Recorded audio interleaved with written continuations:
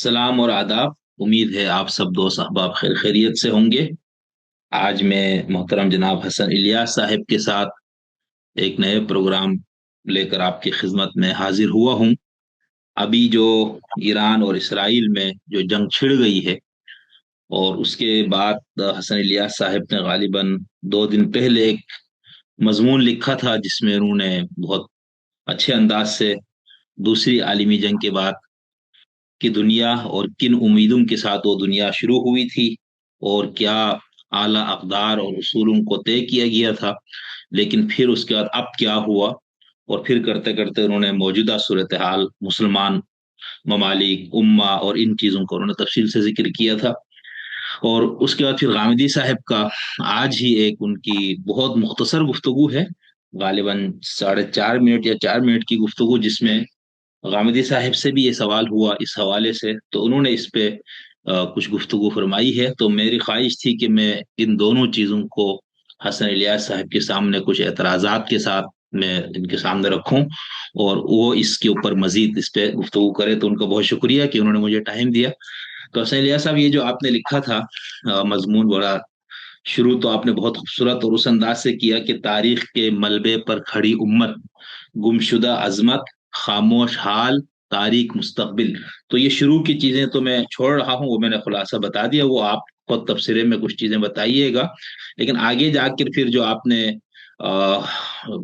नोहा पढ़ा, और फिर मुसलमानों को ही आपने जो है ना, खासतौर पर हमारी मजहबी क़यादत, और उनको आपने अपने क्या कहना चाहिए, हस्ब आदत कहे या हस्ब मामूल, आपने उन्हीं को निशाने पे ले लिए है। और फिर आपने ये लिखा है कि हमने हक तो मांगा मगर सबर, फहम और तदब्बुर जैसे वो लवाजिम जो इसकी राह के नागुजीर संग मील थे, उन्हें इख्तियार करने से गुरेज किया। शहादत को तो हमने ईमानी जेवर की तरह सीने से लगाए रखा, मगर जिंदगी की पेचीदा राहों में तामीर और तदरीजी पेशकदमी को हमेशा शिकस्त की नजर से देखा। हमने नारे जरूर सीखे, मगर उन नारों की पुश्त पर कोई हिकमत अमली ना तराशी। हमने एहतजाज को तो गले लगाया, मगर खुद एहतसाबी को ऐसा जहर समझा जिससे सामना करने की जुरत ना हुई। हम बार बार जज्बात के शोले तो भड़काते रहे, मगर उन शोलों से चिराग बनाने का हौसला कभी पैदा ना कर सके। फिर आगे आपने मौजूदा सूरत हाल के साथ इसको कनेक्ट करते हुए लिखा कि और जब किसी ने इस फिक्री रविश से हटकर तामीर और तजदीद की बात की, तो उसे मगरिब का आलाकार और मिल्लत का गद्दार गर्दाना। मजहबी क़ियादत के तहत शिकस्त का ये सफर फलस्तीन, लुबनान, शाम, यमन और अब ईरान, हर जगह वही दावा मुजाहिमत, वही बेबसीरती और वही नतीजा, दाखिली तबाही, खारिजी तन्हाई, और एक बार फिर वही सन्नाटा जो हर नारे को निगल जाता है। तो लिया साहब, ये अब तो भाई माशाल्लाह से इजराइल ने जब जारहियत की, तो उसके बाद जो ईरान ने उनके ऊपर जो मिसाइल दागने शुरू किए, तो उससे तो बिल्कुल फतह जो है इंशाल्लाह अनकरीब उम्मत को और मुसलमानों को, और ख़ास तौर पर इमाम, नाइब इमाम, वली फ़कीह, आयतुल्लाह उज़्मा, इमाम खुमैनी सलामुल्लाह अलैहि या सल्लल्लाहु ताला की क़ियादत में इंशाल्लाह अब शिकस्त इसराइल का मुकद्दर है। तो ये जो कुछ आपने लिखा है, ये तो गलत साबित होगी अभी जो कुछ हो रहा है। जी, बहुत शुक्रिया जनाब शमसुद्दीन हसन शिगरी साहब, मैं ममनून हूँ आपका। आपने इस तालिब इल्म को इज़हार ख़याल के लिए मदऊ किया। जिस मज़मून का आपने हवाला दिया है, वो मज़मून जिस पस मंज़र में मैंने लिखा है और जिसकी इब्तिदा में मैंने उन चीज़ों को मरकज़ी नुक्ते के तौर पे पेश किया है, वो असल में एक इंसान के दिल के अंदर जो दाखिली इज़्तिराब है, जो गम की कैफ़ियत है, जो अंधो-नाकी है, जो दुनिया का मुस्तक़बिल उसको नज़र आ रहा है, उस पर उसने अपने नौहे का इज़हार किया है। हम ये जानते हैं कि दुनिया की तारीख़ में हमेशा से ग़ल्बा, जबर, तसल्लुत, तौसी पसंदी और ताकत के बल पर सल्तनतों का वजूद होता रहा है। यही सिलसिला था जिस पस मंज़र में मुसलमान सल्तनतें मनस्से आलम पर शऊद पज़ीर हुईं। यही सिलसिला था जिस पर गैर मुस्लिम क़ुव्वतें दुनिया के अंदर आगे बढ़ीं। मैंने जिस चीज़ से इब्तिदा की थी मज़मून की, वो ये थी कि दुनिया के शऊर ने एक करवट ली थी दूसरी आलमी जंग के बाद, और वो करवट भी इब्तिदा में कोई बहुत शऊरी करवट नहीं थी, بلکہ وہ نتائج کی سنگینی سے ڈر کر، سہم کر دنیا سوچنے پر مجبور ہوئی تھی کہ اگر اسی طریقے سے ہم نے معاملات کو چلانا ہے تو پھر شاید ہم آگے نہیں بڑھ سکتے۔ اس کے بطن سے کچھ اقدار پیدا ہوئیں جس کے اندر قانون کی حکمرانی، جمہوری روایات، حق خود ارادی اور اسی طرح سے لوگوں کے نقل مکانی کے حق کو مانا گیا۔ پھر یہ کہ کسی ایک خطے کے اندر اگر مختلف مذہب، رنگ، نسل کے لوگ ہیں، چلو ان کی کوئی قدر مشترک کو قومیت کا نام دے کے ان کی سرحدوں کو تحفظ دے دیا جائے، قومی سلطنتوں کے دور کا آغاز ہوا۔ اسی طریقے سے اقوام متحدہ وجود پذیر ہوئی، جس کے پس منظر میں یہ تھا کہ اب قبضے کی بنیاد پر آپ کسی چیز کو لیگلائز نہیں کر سکتے۔ تو ایک سفر تھا جس کا آغاز کیا انسانیت نے، لیکن میرا یہ کہنا ہے کہ اس وقت وہ جو خواب جس کو دیکھا گیا تھا، اگرچہ وہ خواب دیکھنے کے بعد اس کو پورا کرنے کے جو ناگزیر لوازم یا تقاضے تھے، انسانوں نے، بالخصوص ان قوتوں نے جنہوں نے اس کو وجود پذیر کیا تھا، امریکہ یا مغربی دنیا، کوئی بہت شعوری سفر نہیں کیا۔ یعنی اس سفر کے آغاز ہی میں ان کو خود روس کے ساتھ جو باہمی مخاصمت کا سامنا کرنا پڑا، اس کے اندر یہ نظریہ اپنی اسپرٹ کے اندر کبھی سامنے آ ہی نہیں سکا۔ مثلا اس کے اندر یہ تھا کہ جس وقت یہ اقوام متحدہ یا جمعیت الاقوام بنی کہ بھئی ایک عالمی فوج ہونی چاہیے جو اس طرح کے کسی جگہ پر ناانصافی ہو تو وہ مل کے انسانیت کی طرف سے لڑے، وہ کبھی سامنے نہیں آ سکا۔ پھر یہ حق استبدار جو ہے، اقوام متحدہ کی فوج ہے نا، وہ امن فوج، کیا نام ہے جس وہ کو ایک جی وہ جو فوج ہے اقوام متحدہ کی، وہ جو بنیادی قراردادیں یا تصور تھا اس میں اس فوج نے اصل میں عالمی جنگیں لڑنی تھی ظلم کے خلاف۔ اس وقت جو فوج ہے وہ ایک سیرومونیل سی فوج ہے۔ وہ فوج اصل میں وہ اس طرح کی فوج نہیں ہے کہ جہاں پر ظلم ہو، عدوان ہو، اقوام متحدہ خود سے بیدار ہو کر کچھ فیصلے کرے۔ وہ فوج تو اقوام متحدہ کی صرف اس طرح کی فوج ہے کہ جہاں پر آپ کو کوئی اور باقی قوموں کی فوجیں جانے کو تیار نہیں ہوتی تو ان کے مشترکہ دستے بن جاتے ہیں۔ اس فوج پر بھی اس وقت مختلف ممالک ہیں جن کی فوج شامل ہے، پاکستان کی فوج بھی اس کے اندر شامل ہے۔ تو وہ جو اصولی نظریہ تھا وہ یہ نہیں تھا، اصولی نظریہ اس سے مختلف تھا۔ ہاں، اس سے مختلف تھا اور اس کے اندر بہت ساری چیزیں تھیں، میں اس کی تاریخ میں نہیں جانا چاہتا، لوگ اس کو دیکھ سکتے ہیں، لیکن کچھ نہ کچھ دنیا میں تبدیلی آتی ہوئی نظر آتی تھی۔ مثلا یہی بات کہ بھائی آپ اس چیز کو قبول نہیں کریں گے کہ اگر کوئی اپنی سرحدوں سے باہر نکل کے قبضہ کر لیتا ہے، اقوام متحدہ اس کو لیگل قبضہ نہیں مانے گی۔ پھر آپ یہ دیکھیے 70-80 کی دہائی کے اندر، یہاں تک کہ 80 تک، اقوام متحدہ کا جنرل سیکرٹری جب کوئی بات کرتا تھا، کسی موضوع پر کوئی اپنے غم و غصے کا اظہار کرتا تھا، تو دنیا کے اندر کچھ عالمی سطح پر شعوری طور پر اس پر غور کیا جاتا تھا، توجہ دی جاتی تھی۔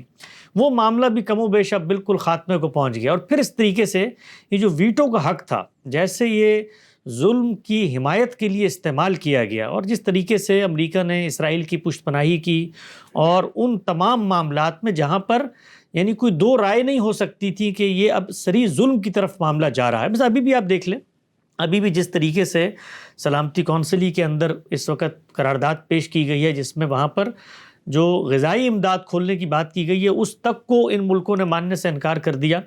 تو جو آخری کچھ امیدیں تھیں کہ شاید دنیا کے اندر وہ جو شعوری تبدیلی پیدا ہوئی تھی اس کی طرف وہ لوٹیں گے، کچھ انسانیت پیدا ہوگی، کچھ اپنے ماضی سے وہ سیکھیں گے، تو میں نے اس کا نوحہ اس مضمون میں رویا ہے اور یہ بتایا ہے کہ بظاہر یہ لگ رہا ہے کہ یہ صورتحال تبدیل ہونے جا رہی ہے اور اصل کی طرف لوٹ رہی ہے۔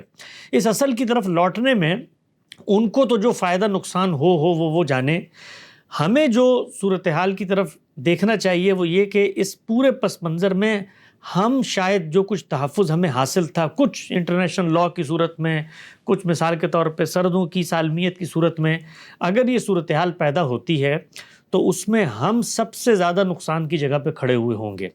یعنی ہم لوگ کہ جن کو کچھ نہ کچھ ہم ان کو ان کے نظریے اور آدرش کا حوالہ دے کر یہ بتا سکتے تھے کہ بھئی یہ چیز دیکھو غلط ہو رہی ہے، اگر یہ بندھن ہی ٹوٹ جاتا ہے، یعنی یہ جو ایک جھجک اور ایک حجاب ہے یہ اٹھ جاتا ہے، تو پھر اس کے بعد وہاں پر ایک عالمی قوت کھڑی ہوئی ہے، اس کے کنسورشیمز ہیں، وہ نیٹو کی صورت میں ہو، وہ مغربی اقوام کی صورت میں ہو، خود ان کی باہمی مخاصمت بھی اس وقت جاری ہے، لیکن جو مسلمانوں کے ہاں معاملہ ہے وہ اس سے بہت مختلف ہے۔ یعنی ہماری کوئی یونائٹڈ فورس نہیں ہے، کوئی یونائٹڈ آواز نہیں ہے۔ پھر جو ہماری بڑی قوتیں ہیں، جو نمائندہ قوتیں ہیں مسلم امہ کی، اس میں آپ پاکستان کو رکھ لیں، ایران کو رکھ لیں، اس طرح سعودی عرب کو رکھ لیں، تو وہ خود باہمی طور پر تنازعات کا شکار ہے۔ یہ خطہ پورا کا پورا جہاں پر بڑی اسلامی قوتیں پائی جاتی ہیں، جہاں ان کا سرمایہ ہے، دولت ہے، وہ خود تنازعات کا شکار ہے، باہمی جنگیں ہو رہی ہیں۔ ہمیں دنیا کے اندر یہ چیزیں تو نظر آتی ہیں، بھی آپ نے حوالہ بھی کیا، آگے چل کے انشاءاللہ اس پہ براہ راست بھی بات کرتے ہیں۔ لیکن آپ دیکھیے کہ پچھلے 8-10 سالوں میں جو مسلمانوں نے مسلمانوں کا خون بہایا ہے، اس سے جو ہماری امت کی جمعیت تھی، طاقت تھی، جو ہمارے اندر کوئی قدرت ملکہ اللہ نے رکھا ہوا تھا، اس کا ظہور ہونا تھا کسی نہ کسی صورت میں، وہ کیسے داخلی انتشار کا شکار ہوا۔ پاکستان، افغانستان کی صورتحال دیکھیں، مسلمانوں کا اس ملت میں 1 لاکھ کے قریب کہا جاتا ہے پاکستان میں ہلاکتیں ہوئی ہیں۔ افغانستان کی صورتحال دیکھیں، اور یہ صورتحال ابھی نہیں، آپ 90 کی دہائی سے دیکھنا شروع کریں، ملینز کی تعداد میں باہمی طور پر مسلمانوں نے مسلمانوں کو مارا۔ ایران عراق جنگ کو دیکھیں، کویت کی جنگ کو دیکھیں، پھر اس کے بعد شام کے اندر جو کچھ 2012-13 سے ہونا شروع ہوا ہے، یعنی ملینز کی تعداد میں مسلمان ہیں، بچے ہیں، نہتے عورتیں ہیں، وہ ماری گئی ہیں۔ پھر یمن کے اندر دیکھیں، لبنان کے اندر دیکھیں، تو ہر جگہ پر ہمارے اپنے جو داخلی انتشار ہے، داخلی مقاسمت ہے، اس نے بھی ہماری قوت کو ختم کیا ہے۔ اب اس صورتحال میں اگر دنیا اس رخ پہ جاتی ہے تو ہم تو اس پوزیشن میں بھی نہیں کھڑے ہوئے کہ ہم کسی ملک کے پیچھے آ کر کھڑے ہو جائیں۔ یہاں پر تو آپ دیکھیں نا، ابھی اس پر میں آؤں گا اور گفتگو کروں گا کہ اسرائیل کے ساتھ جو معاملات ہیں، لیکن اس وقت بھی باہر کیف اسرائیل کو یہ اعتماد ہے، آج بھی آپ دیکھیے کہ G7 وغیرہ نے جو بیانات دیے ہیں، یا عالمی برادری جس جگہ پر پہنچی ہوئی ہے، وہ یعنی پشت پناہی براہ راست نہ کر رہی ہو تو بلا واسطہ کر رہی ہوتی ہے۔ ہمارا کیا حال ہے؟ یعنی ہم لوگ تو ایک رسمی بیان دیتے ہوئے بھی 100 دفعہ سوچتے ہیں کہ جو ہمارے اتحاد ہیں، پاکستان بھی سوچتا ہے، سعودی عرب بھی سوچتا ہے کہ اس طرح کے تنازع میں ہمارا کوئی بیان ایسا نہ ہو کہ جو عالمی برادری کا، یا بالخصوص امریکہ بہادر کی ناراضی کا باعث بن جائے۔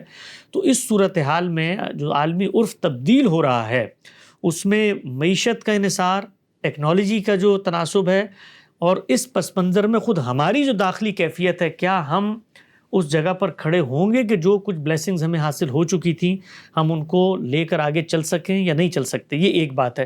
دوسری جو چیز ہے، آپ کے براہ راست میں سوال کا جواب دوں جو آپ نے پوچھا ہے، دیکھیے اس میں کوئی شک اور شبے کی بات نہیں ہے کہ دنیا کے اندر بے تحاشا ظلم ماضی میں بھی ہوتے رہے ہیں اور حال قریب میں بھی ہوئے ہیں۔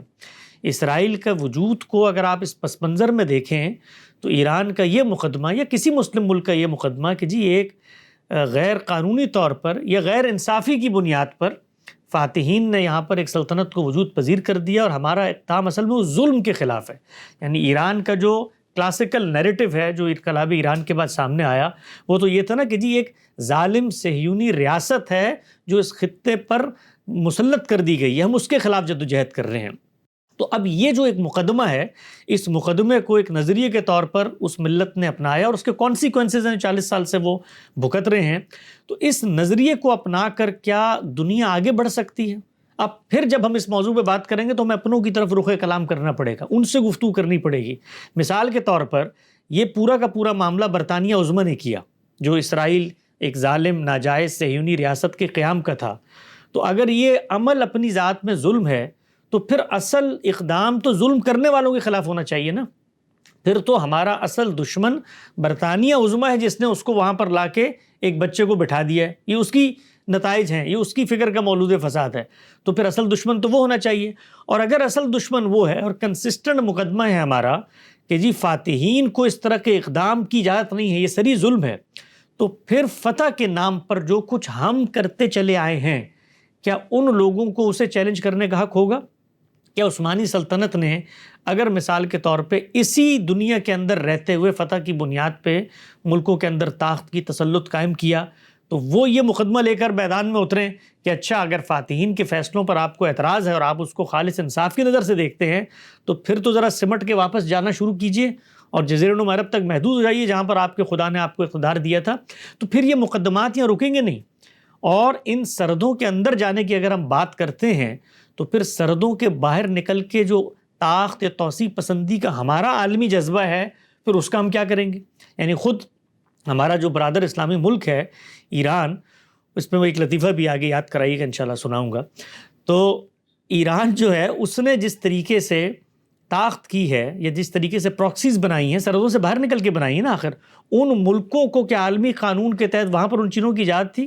تو یہ اتنے کمپلیکس مقدمات ہیں جس میں اگر تاریخیت کا مقدمہ لے کر آتے ہیں، آپ فاتحین کی ناانصافی کا مقدمہ لے کر آتے ہیں، اس کے بعد کسی سلطنت کے خاتمے کی بات کرتے ہیں، تو پھر اس کے بڑے دیرینہ کانسیکوینسز ہیں۔ یہ اس طرح کا کوئی ظلم اور جبر نہیں ہے کہ آپ مثال کے طور پہ ایک سورن اسٹیٹ کے طور پہ بیٹھے ہوئے تھے، آپ کے ملک میں کوئی خزانہ تھا، باہر سے کوئی قوت آئی، اس نے حملہ آور ہو کے وہ چھیننے کی کوشش کی، اور اب آپ مدافعت کے لیے جہاد کر رہے ہیں، ظلم و عدوان کے خلاف جہاد کر رہے ہیں۔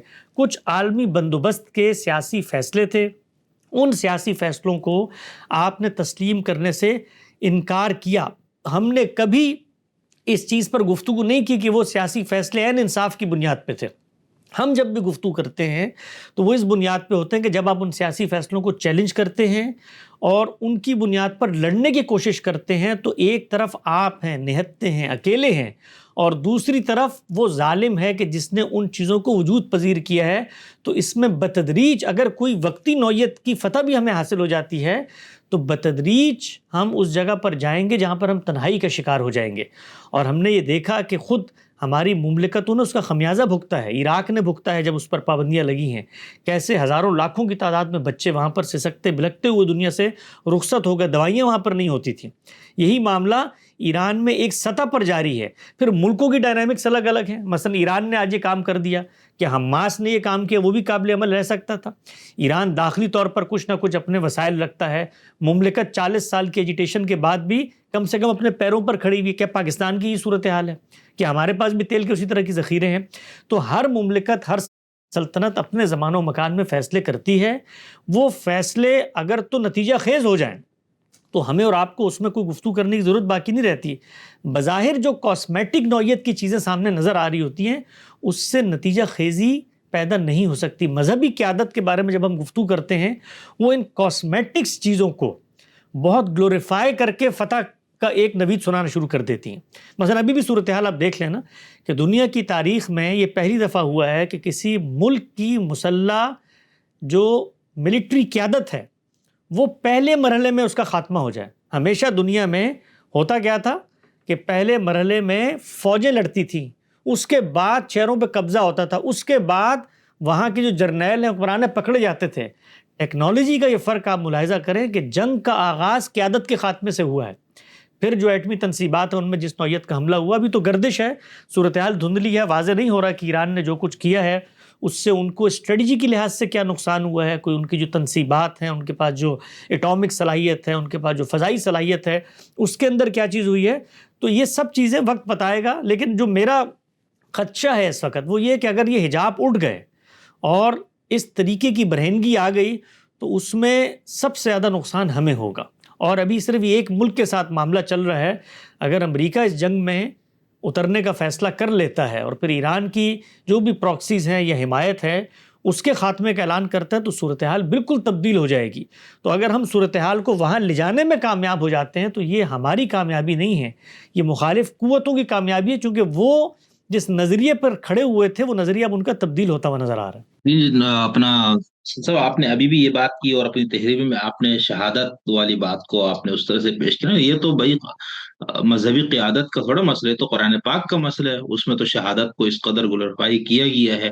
وَلَا تَقُولُوا لِمَن يُقْتَلُ فِي سَبِيلِ اللَّهِ اموات ہے، احد الحسنین کہا کہ بھائی تم جنگ کرو گے تو دو اچھائیوں میں سے ایک تو تمہیں ملنا ہی ہے، یا شہادت ہے یا وہ ہے۔ تو یہ تو خود قرآن کی تعلیمات ہے نا، اس کو آپ کیسے عجیب انداز سے پیش کرنے کی کوشش کریں گے؟ آپ اس کو کس طرح سے مارے وہ تنقید کا وہ نشانہ بنائیں گے؟ اور یہ تو فخر کی بات ہے۔ جی، قرآن مجید کا جب ہم حوالہ دیتے ہیں تو پھر ہماری ایک ناگزیر مجبوری ہے کہ قرآن مجید کو ہم اپنی چوائسز سے انٹرپریٹ نہیں کر سکتے، یعنی ہم اپنے اقدامات اپنی خواہشات سے کریں اور ان خواہشات کی سینکشن پھر قرآن مجید سے لا کر دینے کی بات کریں۔ قرآن مجید نے 13 سالہ مکی دور میں تو کبھی شہادت کو گلوریفائی نہیں کیا۔ کیوں نہیں کیا؟ یعنی اگر شہادت ہی مطلوب مقصود و مومن ہے تو 13 سال آپ وہاں پر مکے کے اندر موجود ہیں کہ اب وہاں پر اس طریقے سے جو صحابہ اکرام موجود تھے وہ چن چن کے ان لوگوں کے گلے نہیں کاٹ سکتے تھے؟ کیا مشکل تھی؟ یعنی خود اتنے بڑے بڑے سردار آپ کے ساتھ شامل ہونے پر آمادہ ہو گئے ہیں، وہاں کے آسودہ حال لوگ ہیں، ان کے پاس مال بھی ہے، قوت بھی ہے، بہت آسانی سے قیادت کی ٹارگٹ کلنگ ہو سکتی تھی، اٹھ کے مارا جا سکتا تھا۔ تو قرآن کی جب ہم بات کرتے ہیں نا، تو پھر قرآن مجید کو پھر اس کے سیکوینس میں، اس کے کانٹیکسٹ میں رکھ کے دیکھنا پڑے گا۔ قرآن مجید پہلے مرحلے پہ روکتا ہے، ایک خاص موقع پہ اجازت دیتا ہے، اس اجازت کے لیے طاقت کے تناسب کی بات کرتا ہے، اس کے ساتھ نصرت الہی کے قانون کی نوید سناتا ہے، اس کے بعد نتائج کے بارے میں متنبع کرتا ہے، پھر یہ بتاتا ہے کہ خود تمہارے ایمان کی یہ آزمائش ہے، اور اس کے بعد یہ بھی بتاتا ہے کہ صورتحال تمہاری گرفت میں نہ ہو تو ہجرت تم پہ لازم ہو گئی، اس کو تم پسپائی نہ سمجھو، معاہدہ تم پر لازم ہو گیا، اس کو تم شکست نہ سمجھو۔ خود فتح مکہ سے پہلے آخر صلح حدیبیہ ہوئی نا، تو ہر جگہ پر یہ ڈنڈا لے کر نکل جانا کہ جی ہم نے تو شہید ہونا ہے، اور قرآن مجید نے ہمیں شہادت کے لیے یہ بتا دیا ہے، ہم بھیڑ بکریاں نہیں ہیں کہ اپنے آپ اور اپنی گردنوں کو پیش کر دے لوگوں کے سامنے کہ آؤ اور آ کر اڑا دو اس مسلم امہ کو۔ ہمارے اندر اس شعور کا خاتمہ ہو گیا ہے کہ ہم شکست کو گلوریفائی کر رہے ہوتے ہیں۔ قرآن مجید جس شہادت کی بات کرتا ہے، وہ ان تمام پری ریکوزٹس کو پورا کرنے کے بعد ایک بندہ مومن جب میدان میں اترتا ہے اور پھر اس کو شہادت نصیب ہوتی ہے، تو اللہ کہتا ہے کہ میں نے تمہیں چن لیا ہے، منتخب کر لیا اپنے اعلیٰ درجات کے لیے۔ وہ خدا کی طرف سے ایک نعمت ہوتی ہے، اور خدا کی طرف سے ایک عنایت ہوتی ہے وہ شہادت۔ یہ جو چیزیں ہیں جس کے اندر اس طریقے سے میزائل آتے ہیں، اس طریقے سے ڈیزی کٹر آتے ہیں، اس طریقے سے ڈرلنگ کرنے والے دنیا بھر کے اسباب آتے ہیں، اور وہ تہو بالا کر کے چلے جاتے ہیں، یہ شہادت ہے۔ یعنی وہ بچے جو ایران کے اندر بیٹھے ہوئے ہیں، وہ کوئی محاذ جنگ کے اندر گئے تھے لڑنے کے لیے؟ یا فلسطین یا حماس نے جن خطوں کے اندر یہ شروع کیا معاملہ، اور اسرائیل نے وہاں پر بے دردی سے ان مظلوموں کو شہید کر دیا، وہ کو میدان جنگ میں شہادت کے لیے اترے تھے؟ یعنی وہ کو مسلح جنگ لڑ رہے تھے قرآن مجید کی روشنی میں۔ تو قرآن مجید کی روشنی میں تو مارنے والے نے ظلم کیا، اور مروانے والے نے جس نے طاقت کا موازنہ کیے بغیر جنگ چھیڑ دی، اس کے نتیجے میں وہاں پر جان مال آبرو کے خلاف زیادتی ہوئی، اس نے بھی ظلم کیا ہے اپنی قوم کے اوپر۔ تو قرآن مجید کو ان بحثوں میں ہمیں نہیں لانا چاہیے۔ یہ جو سیاست کی بحثیں ہیں، مخاصمت کی بحثیں ہیں، اچھا یہ تو شہادت ہو گئی مثال کے طور پہ اسرائیل کے خلاف، یہ جو حوثی سعودیوں کو مار رہے ہیں اور سعودی حوثیوں کو مار رہے ہیں، تو وہاں پر شہادت کا فلسفہ کہاں گیا؟ یہی قوم ہے نا جو مثال کے طور پہ اس وقت اسرائیل کے ساتھ برسر پیکار ہے، یہی قوم جو پاکستان کے اندر پراکسیاں بنا کر دیوبندی اور سنی علماء کے خلاف یہ جیش محمد اور سپاہ محمد اور یہ آپس میں تحریک نفاذ فقہ جعفریہ، یہ بھی شہادت تھا قرآن مجید کا فلسفہ۔ اور یہی قوم جو ہے وہ جا کر لبنان میں جو کچھ کر رہی تھی، اور یہی اسی نقطہ نظر اور اسی فقہی تعبیر کے ماننے والے بشار نے جو سیریا کے اندر کیا، یہ بھی شہادت تھی۔ تو یہ جس کو آپ کہتے ہیں ڈرٹی قسم کی جو پولیٹکس ہے، اس کو قرآن مجید کے ساتھ نتھی نہ کریں۔ یعنی صفیوں کی اور عثمانیوں کی جو مخاصمت صدیوں سے چلی آ رہی ہے، جس کا آغاز بنو امیہ اور سیدنا علی کے اس نزاع سے ہوتا ہے، اور اس کے بعد پر آج پورا مسلم دنیا دو بلاکس میں تقسیم ہوا ہے، اور پچھلے 30 سالوں کے اندر وہ ایران عراق جنگ ہو یا کویت والی جنگ ہو یا سعودی عرب کی جنگ ہو یا جو بھی جنگیں ہیں، ان میں باہمی طور پہ لاکھوں کی تعداد میں ہم نے بندے مار دیے، اور وہاں پر ہمیں کوئی قرآن مجید، کوئی فلسفہ شہادت کچھ یاد نہیں آتا۔ آج ایک ملک اٹھتا ہے، دوسرے ملک پہ حملہ کرتا ہے، قرآن مجید کا فلسفہ شہادت اس کو یاد آ جاتا ہے۔ نہیں حسن صاحب، وہاں پر تو ان طائفتان المؤمنین اقتتلوا کے تحت ہے نا، یہ تو صحابہ کے دور سے جنگیں شروع ہوئی ہے مسلمانوں میں باہمی، تو وہ اگر اس طرح کی کچھ چیزیں ہیں تو وہ ٹھیک ہے، وہ اپنی جگہ، لیکن اس سے یہ چیز تو غلط ثابت۔ اب آپ نے جیسا فرمایا کہ اس طرح کے مواقع پر آیتیں پیش نہیں کرنی چاہیے، تو میں ابھی انشاءاللہ غامدی صاحب کی گفتگو پہ آپ سے رائے بھی لینی ہے، اس پہ میرے ایک دو اعتراضات وہ آپ کے سامنے رکھنا ہے، جس میں غامدی صاحب نے قرآن پاک کی آیات سے استدلال کیا اسی سارے نظام پہ، وہ بھی کروں گا اس پہ بات۔ لیکن یہاں پر جو لوگ یعنی جب سے اسرائیل کی ریاست قائم ہے، تب سے مسلمانوں نے، عربوں نے 4 جنگیں لڑی، اور اس کے بعد انہوں نے کہا طاقت نہیں ہے، مزید ان کو شکست ہو رہی تھی، تو انہوں نے خاموشی اختیار کر لی اور اپنا ملک کو یا اپنے علاقے کو انہوں نے تعمیر دینا شروع کیا۔ ایک ملک کھڑا رہا جس کو ہم ایران کہتے ہیں، ٹھیک ہے، اور حسینی کربلا سے انہوں نے جو سبق سیکھا، ٹھیک ہے نا، کہ بھائی طاقت کے مقابلے پہ طاقت کو نہیں، جذبہ دیکھنا ہے، اصول کو دیکھنا ہے۔ یزید، اس کا پورا لاؤ لشکر، پوری ریاست ایک طرف کھڑی تھی، امام عالی مقام علیہ الصلوۃ والسلام اپنے 72 گھر کے افراد کے ساتھ آپ میدان کارزار میں اترے، ٹھیک ہے نا، وہاں پر شکست دینے۔ تو یہاں پر بھی تمام اسلامی ممالک بالکل رہ گئے پیچھے، صرف ہمارے ایران نے اس علم کو بلند کیا، اور بلند کرنے کے بعد ایران نے ابھی تک براہ راست جارحیت کر کے اسرائیل پہ حملہ نہیں کیا. اس وقت تو اسرائیل نے حملہ کیا نا، جارحیت وہاں سے ہوئی ہے. تو اس کا جواب دیا جا رہا ہے. اس جواب میں اگر کچھ شہادتیں ہو رہی تھی اور اس کو اگر قرآن پاک کی آیات اور ان سے لے کر لوگوں کے جذبے کو کیا جائے تو اتنے معیوب بات تو میرے خیال سے نہیں ہے. جی، 2-3 چیزیں آپ نے کی ہیں. دیکھیں کتنی دلچسپ صورتحال ہے کہ میں نے آپ کے پچھلے سوال کے جواب میں قرآن مجید پیش کیا اور آپ نے اس جواب پر تنقید کرتے ہوئے امام علی مقام کے اقدامات کا حوالہ دیا. گویا آپ کے نزدیک دین کا ماخذ جو ہے وہ قرآن مجید نہیں ہے، تاریخ کے اندر کھڑی ہوئی شخصیات کے اقدامات ہیں. تو اگر تو یہ صورتحال ہے تو پھر تو ہمیں اصولوں پہ بات کرنی چاہیے، اس لیے کہ جس جگہ کا آپ حوالہ دے رہے ہیں پہلی امام چیز تو علیہ مقام کا قدم قرآن کے خلاف نہیں ہے نا. قرآن سے ہی ماخوذ ہے کہ ظلم، بربریت، جابریت کے خلاف انسان کو کھڑا ہونا چاہیے نا. وہ تو قرآن جی، سے ہی ماخوذ ہے. انہوں نے جو کچھ کیا قرآن مجید کی روشنی میں، اس میں آپ کی تعبیر کیا ہے، ہماری تعبیر کیا ہے، اس پہ ظاہری بات ہے گفتگو ہو سکتی ہے. ہماری نظر میں تو انہوں نے کوئی اس طرح کا اقدام کیے ہی نہیں، بلکہ اس طرح کے اقدام جہاں پر ہو رہے تھے سرحدوں پر، وہاں پر قرآن کی روشنی میں جہاد اگر لازم بھی تھا تو اس کی طرف جانے کی بات کی. سیدنا حسین کے اگر پس منظر میں یہ بات شروع ہو جائے گی تو ایک نیا موضوع پیدا ہو جائے گا. لیکن میں محض حوالہ دے کے آگے بڑھتا ہوں کہ سید کا اقدام تو اس پس منظر میں تھا ہی نہیں، اور وہ بھی ایک نوعیت کی سیاسی کشمکش ہے، سیاسی جنگ ہے. وہاں بھی دین اور کفر کی جنگ اس کو بنانے کی کوئی ضرورت نہیں ہے. اس پہ دونوں طرح کے نیریٹو موجود ہیں، ہم نے بھی بڑی تفصیل سے اس پہ گفتگویں کی ہیں، ہمارا نقطہ نظر آپ وہاں پر جان سکتے ہیں. تاہم میں یہ ضرور کہوں گا کہ اس میں کوئی شک نہیں ہے، یعنی اس میں اگر کسی کو کوئی شک ہے تو وہ اندھے پن کا اظہار کر رہا ہے کہ اسرائیل نے جو کچھ اس کو حاصل تھا اس کے بعد اس نے جواز بنا کر مختلف چیزوں کو ظلم کیا ہے. اس میں کوئی شک و شبے کی گنجائش ہی نہیں ہے. یعنی یہ بات کہ جی اسرائیل کا وجود خطرے میں ہے اور اس کے تحفظ میں اس نے کچھ اقدامات کیے، اگر اس نیریٹو کو قبول بھی کر لیں تب بھی سرحدوں کی یہ توسیع اور اس کے بعد وہاں پر جو اس نے ان چیزوں کو جواز بنا کے ظلم کیا ہے اس پر دو رائے نہیں ہو سکتی. یعنی اس کے ظلم ہونے پر گفتگو کرنا اس وقت عالمی ضمیر کے لیے بہت بڑا سوالیہ نشان ہے. اور میں آپ سے عرض کروں کہ وہ لوگ جو اس پس منظر میں کھڑے ہوئے تھے، یہ باتیں کرتے تھے کہ جی اسرائیل کو مجبور کر دیا گیا ہے، وہ بھی اب یہ کہنے پر مجبور ہیں کہ اس مجبوری کا اس نے جیسے فائدہ اٹھایا ہے اپنے توسیع پسندانہ نظریات کو جلا بخشنے کے لیے، وہ دنیا کے سامنے ہے. یعنی اس پر اگر حملہ ہوا بھی تھا تو جو سرحدیں اس کو دی گئی تھیں ان کو اس میں واپس جانا چاہیے تھا.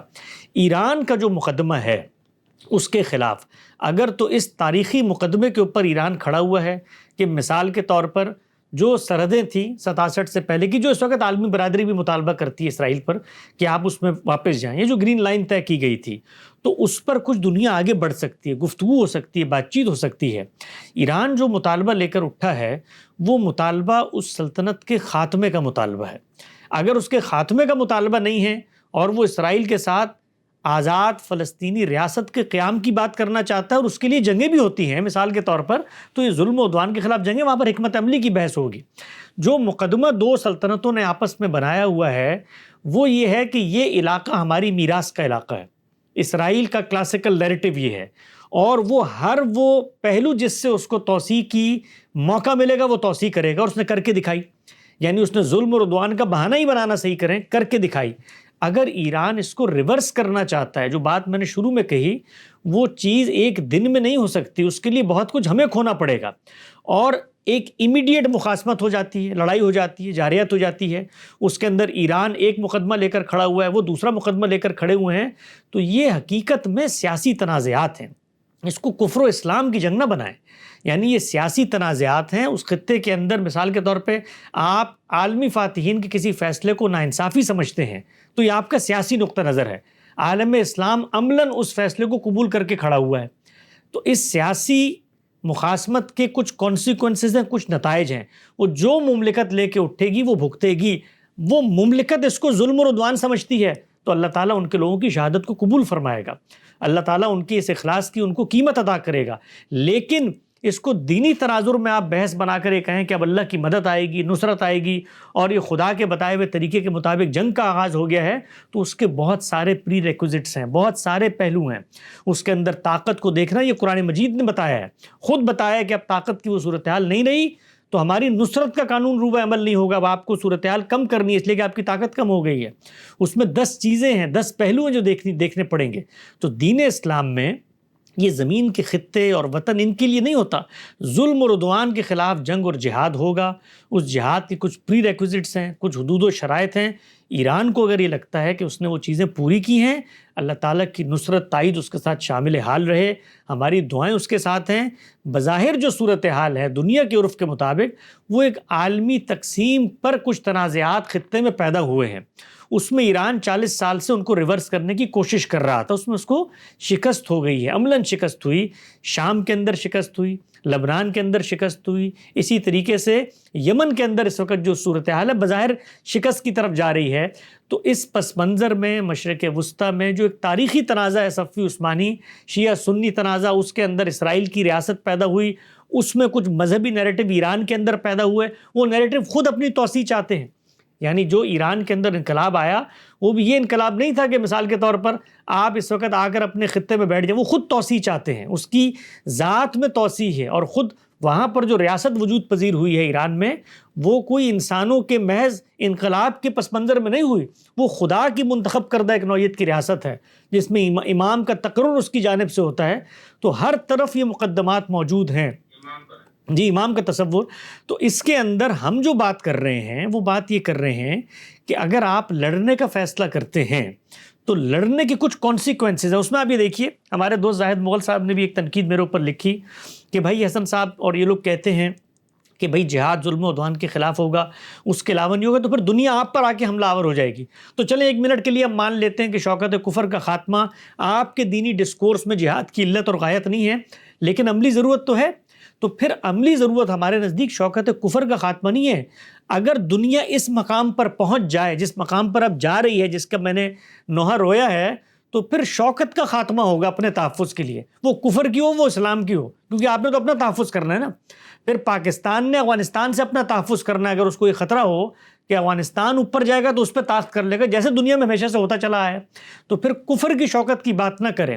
تو پھر اس پس منظر میں ایران جہاں پر کھڑا ہوا ہے اس سے تو پھر پاکستان کو خطرہ لاحق ہو جاتا ہے، اس سے سعودی عرب کو خطرہ لاحق ہو جاتا ہے.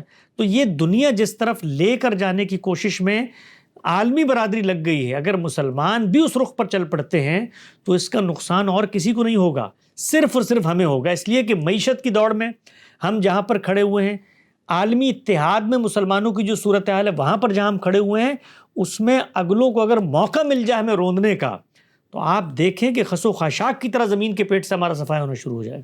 ایسا آپ نے بھی اپنی گفتگو میں ابھی تک مسلسل ہم اور اپنے مضمون میں بھی آپ نے امت کا بار بار ذکر کیا. ابھی آخری جملوں میں بھی آپ نے بات کی.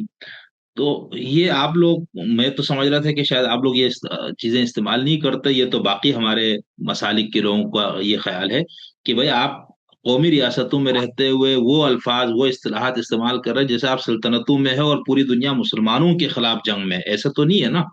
دنیا کی جو لڑائی ہو مسلمانوں سے یا اسلام سے تو نہیں ہے نا، وہ تو دو ریاستوں کی لڑائی. تو آپ بھی یہ بار بار استعمال کریں تو اس سے تو یہی تاثر ہو جا رہا ہے کہ آپ بھی اسی چیز کے قائل ہے کہ اسرائیل، امریکہ، یہ سب مل کے مسلمان اور اسلام کے خلاف جنگ کر رہے.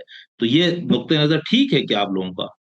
نہیں، یہ تو اصل میں دیکھیے مذہبی جو بیانیہ ہے وہ ان جنگوں کو اس پس منظر میں لیتا ہے. ہم جب تنقید کرتے ہیں، کیسے لیے؟ آپ نے بھی بار ہم بار تو یہ کہا کہتے ہیں، ہم کمزور ہے، ہم یہ ہے. تو بھائی ہم سے نہیں کیا مراد ہے؟ ہم سے، جی پاکستان ہے. ہم سے، پاکستان ہم مراد سے ہونا چاہیے نا ہم سے. نہیں، ہم سے مراد یہ ہے کہ جس وقت مسلمان کسی نیریٹو کے پیچھے لڑنے کا فیصلہ کرتے ہیں تو کوئی پیچھے آ کر کھڑا ہوتا ہے نا ان کی. یہ بات ٹھیک ہے آپ کی، میں اس سے انکار نہیں کرتا کہ اس وقت دنیا کے اندر جو عالمی بلاکس بن چکے ہیں اس میں مذہب کوئی بنیادی حیثیت نہیں رکھتا. مثلاً عین ممکن ہے کہ کل ایران کے پیچھے روس اور چین آ کر کھڑے ہو جائیں. اس وقت ہندوستان پاکستان کی لڑائی تھی، تو اگر ہم کلمہ توحید کے ماننے والے ہماری مشرکوں سے لڑائی تھی تو ایک دوسرے بڑے مشرک نے آ کے ہماری حمایت کی اور اس کی وجہ سے ہم جنگ جیت گئے. تو دنیا اسی طرف جا رہی ہے. لیکن سوال یہ ہے کہ دنیا کے ہاں مفادات بھی ہوتے ہیں، دنیا کے ہاں اپنی ذاتی انا کی خاطر بہت ساری چیزیں کی، خود خطے کی جو جیو پولیٹیکل صورتحال ان میں بھی بہت سارے تقاضے ہوتے ہیں.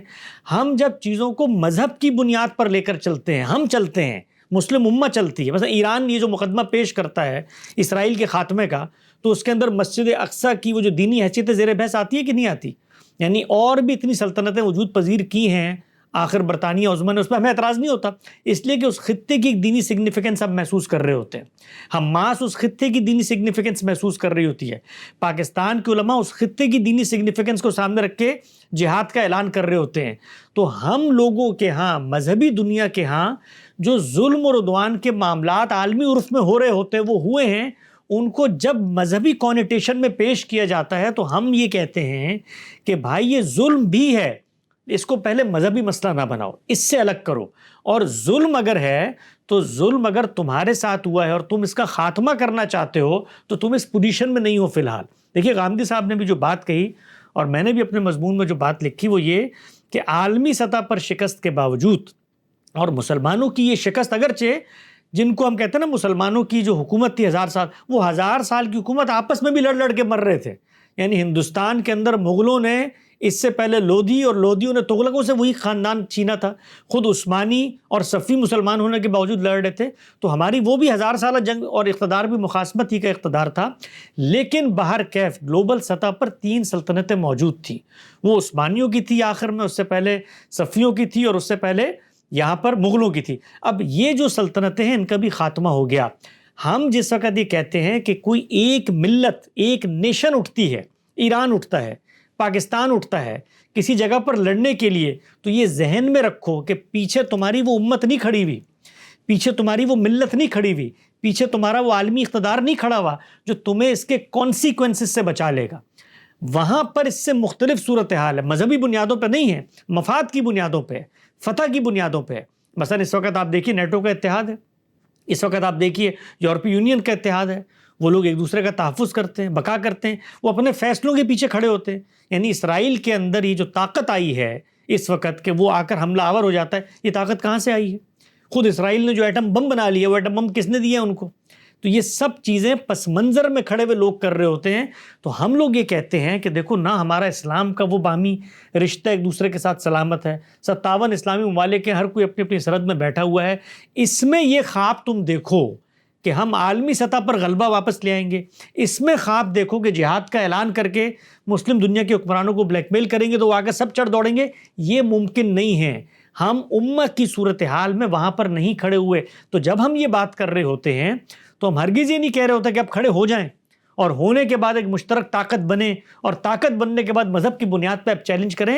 ہم اس مقدمے کو جو موجود ہے اس کو ریفیوٹ کر رہے ہوتے ہیں۔ اچھا سر، ایسا آپ نے اپنے گفتگو میں ایک دو بار پھر یہ اسرائیل کو بھی آپ نے تانے میں برے الفاظ سے یاد کیا، ظالم ریاست فلانا یہ سب، تو بھائی ریاست مطلب بنی جو جس طرح سے جو عرف اس وقت تھا اس کے مطابق ٹھیک ہے، اور ان کو وہاں بسایا گیا۔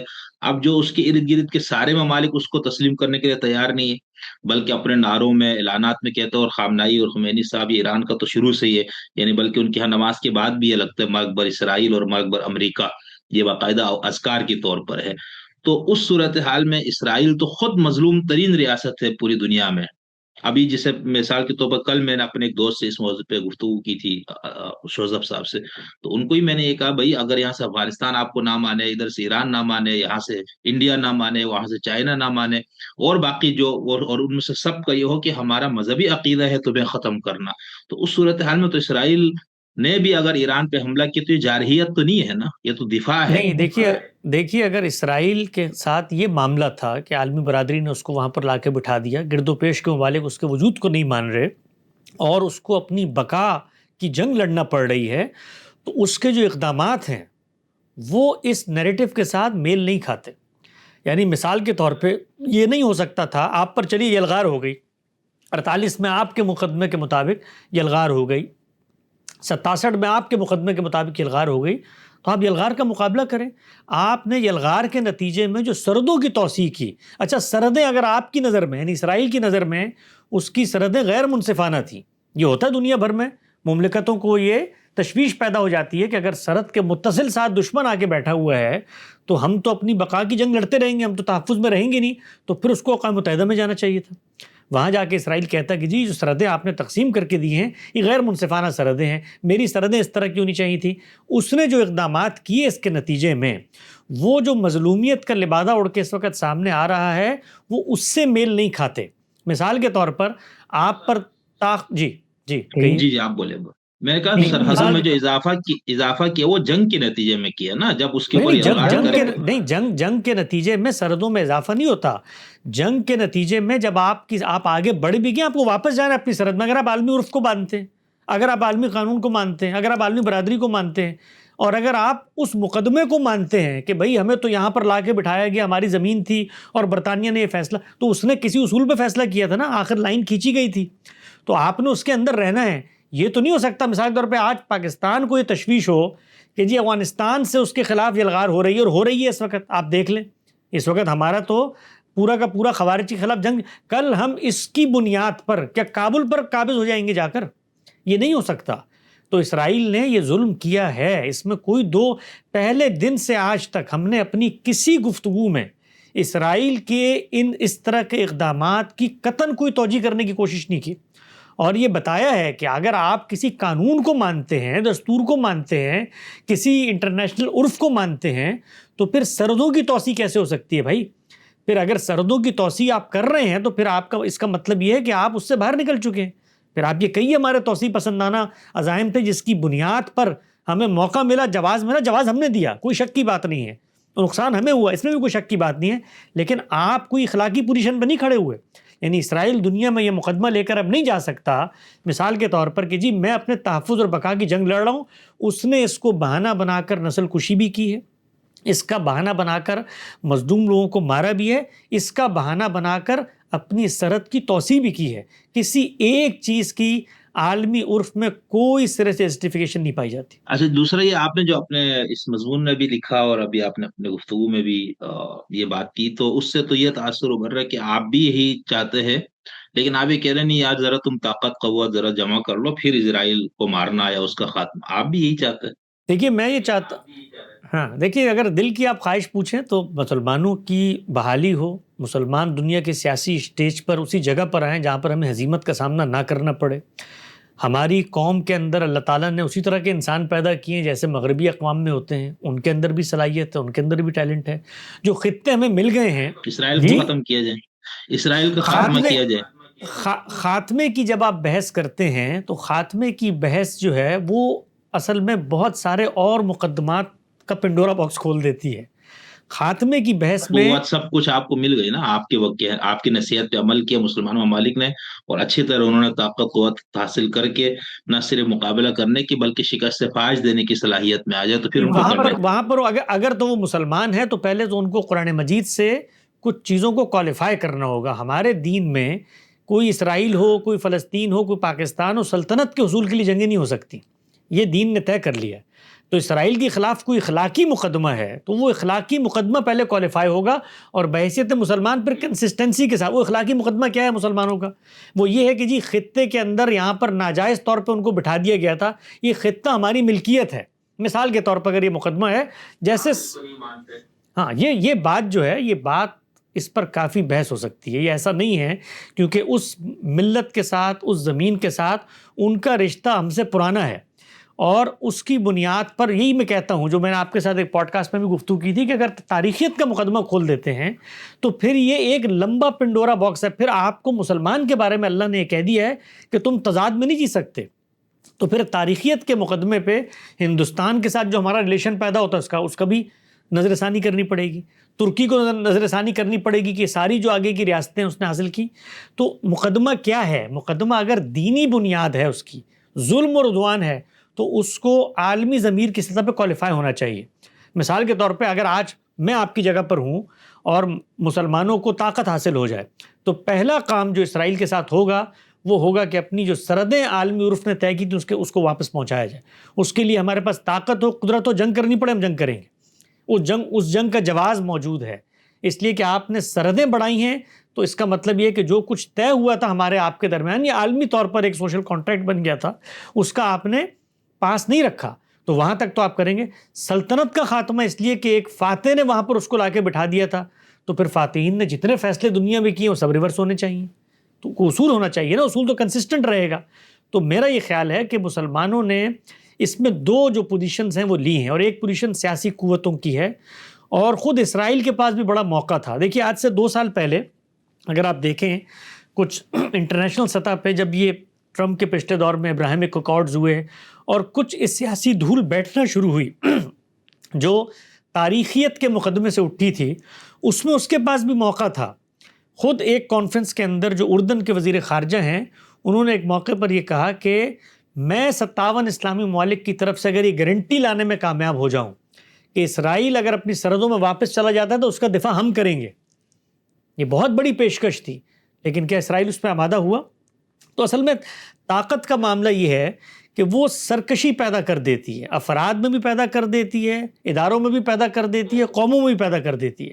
وہ شوریدہ سر ہوتے ہیں. تو اس وقت ہمیں جو یہود ہیں وہ شوریدہ سر نظر آ رہے ہیں. یعنی جو کچھ غزہ کے اندر اس وقت ہو گیا ہے وہ ٹھیک ہے کہ حماس نے آپ پر حملہ کیا، حماس آپ کے وجود کے لیے خطرہ بنی ہوئی، بھائی اس کا خاتمہ ہو گیا نا، لیکن کھانے کے ٹرک کیسے روک سکتے ہیں آپ؟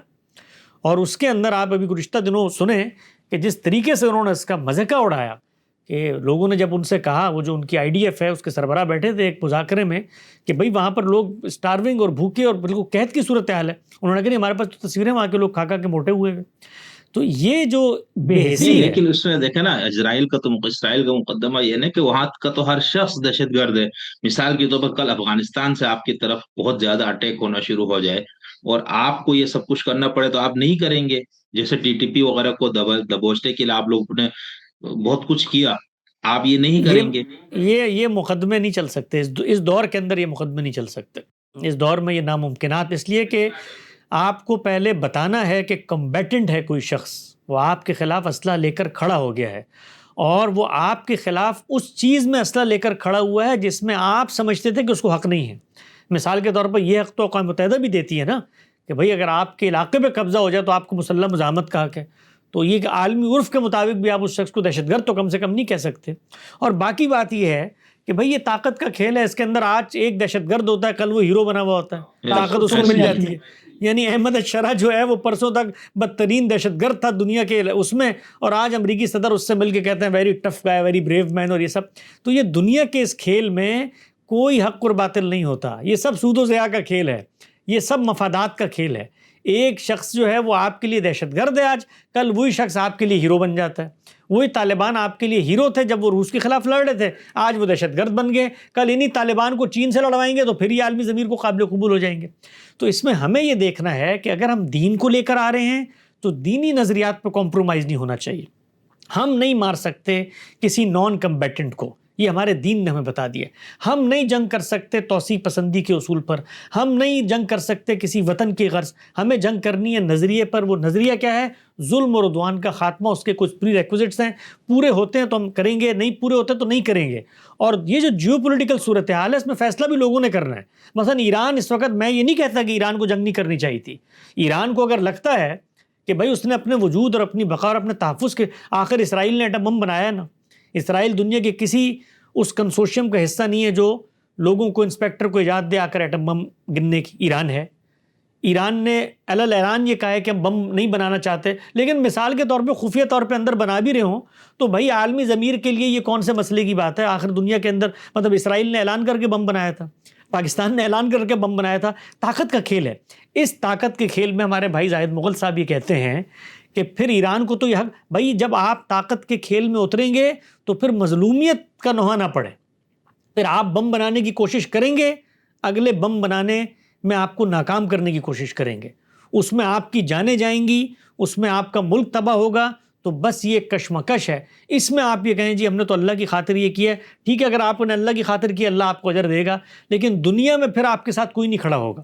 اگر آپ طاقت حاصل کرنا چاہتے ہیں تو پھر اس کے کچھ کانسیکوینسز ہیں. پاکستان پر بھی اگر آپ یہ کہیے تو یہ اللہ کا ایک معجزہ ہی ہے کہ ہم نے بم بنا لیا تو اس سے ہمارا تحفظ ہو گیا. ہم اگر اعلان کریں آج کہ ہم بم بنانے جا رہے ہیں تو دنیا ہمارے ساتھ کیا کرے گی؟ تو دنیا وہ جو کرے گی وہ کوئی انصاف کے اصول پہ نہیں کرے گی، اخلاق کے اصول پہ نہیں، طاقت کے اصول پہ کرے گی. تو طاقت کی اس جنگ کے اندر جس کو جو موقع ملتا ہے وہ موقع حاصل کرتا ہے. خود مسلمان ممالک جو اپنا تحفظ کر رہے ہیں، اس وقت سعودی عرب ہے یا اور باقی ممالک ہیں، امارات کی ساری ریاستیں ہیں، تو انہوں نے اپنے تحفظ کا طریقہ کیا نکالا کہ جو طاقت کے مراکز ہیں ان کے ساتھ مفاہمت پیدا کر لیں. یعنی اس وقت پورے مشرق وسطیٰ میں امریکہ جو آپریٹ کرتا ہے وہ ان ملکوں سے کرتا ہے. کبھی قطر جانے کا آپ کو موقع ملے، جتنا وہ ملک ہے اتنی وہاں پر بڑی امریکی بیس موجود ہے. تو ان ملکوں نے یہ معاملہ کیا اپنے تو ہر ملک اپنی بقا کی ایک جنگ لڑ رہا ہے. پاکستان اپنی سطح پہ لڑ رہا ہے, اس میں کوئی مذہب نہیں ہے, کوئی اس طرح کی ترجیح نہیں ہے, کوئی نظریہ نہیں ہے. یعنی مثال کے طور پر اگر کوئی نظریاتی جنگ ہے تو یہ ہندوؤں سے بڑے مشرک تو چین والے ہیں, تو وہاں پر جا کے تو ہم ان کے گن گاتے ہیں, نہ ہمیں مذہب یاد آتا ہے, نہ ملت یاد آتی ہے, نہ قوم یاد آتی ہے. وہ دہریے ہے, مشرک نہیں ہے. نہیں, وہاں پر بڑی تعداد شنتو مذہب اور جین مت کے ان لوگوں کے ماننے کی ہے. بدھزم کے بھی. اچھا, لیکن اس میں میں ایک ضمنی سوال کر کے بس آخری پورشن پہ جاؤں گا. یہ جو آپ نے تاریخیت کے مقدمے کو آج پھر بار بار دہرایا, اور مجھے لگتا ہے اتنے سارے لوگوں نے, اسکالرز نے, اہل علم نے آپ پہ سخت تنقیدیں کی, تو آپ نے اپنی رائے میں کوئی تبدیلی پیدا نہیں کی. آپ کو نہیں لگا کہ آپ کہیں پر غلط ہے اس معاملے میں؟ نہیں, میں نے تو جتنی مجھ پہ تنقیدیں ہوئی ہیں صرف ایک سوال کیا ان سے. وہ سوال یہ کیا کہ آپ اپنے مقدمے کو بے عینی ہی قبول کریں لیکن کنسسٹنٹ رہیں. میرا اس مقدمے پر ان پر یہ تنقید نہیں ہے کہ وہ اس مقدمے کو لے لیں, وہ تاریخیت کے مقدمے کو لے لیں. یہ میرا جو مقدمہ مثال کے طور پہ اس کی نفی میں ہے, یہ کوئی دینی نصوص کی بنیاد پر نہیں ہے. آپ سمجھتے ہیں کہ بھائی ایک زمین پر آپ کے آباء و اجداد کا مثال کے طور پر قبضہ تھا, وہ آپ کی ملکیت ہے, تو پھر کہانی بہت پیچھے تک جائے گی. پھر وہ شروع ہوگی آدم علیہ السلام پر جا کے کہ دنیا جن کو دی گئی تھی ان کی اولاد نے کس بنیاد پر دنیا کے اندر وہ آگے بڑھے.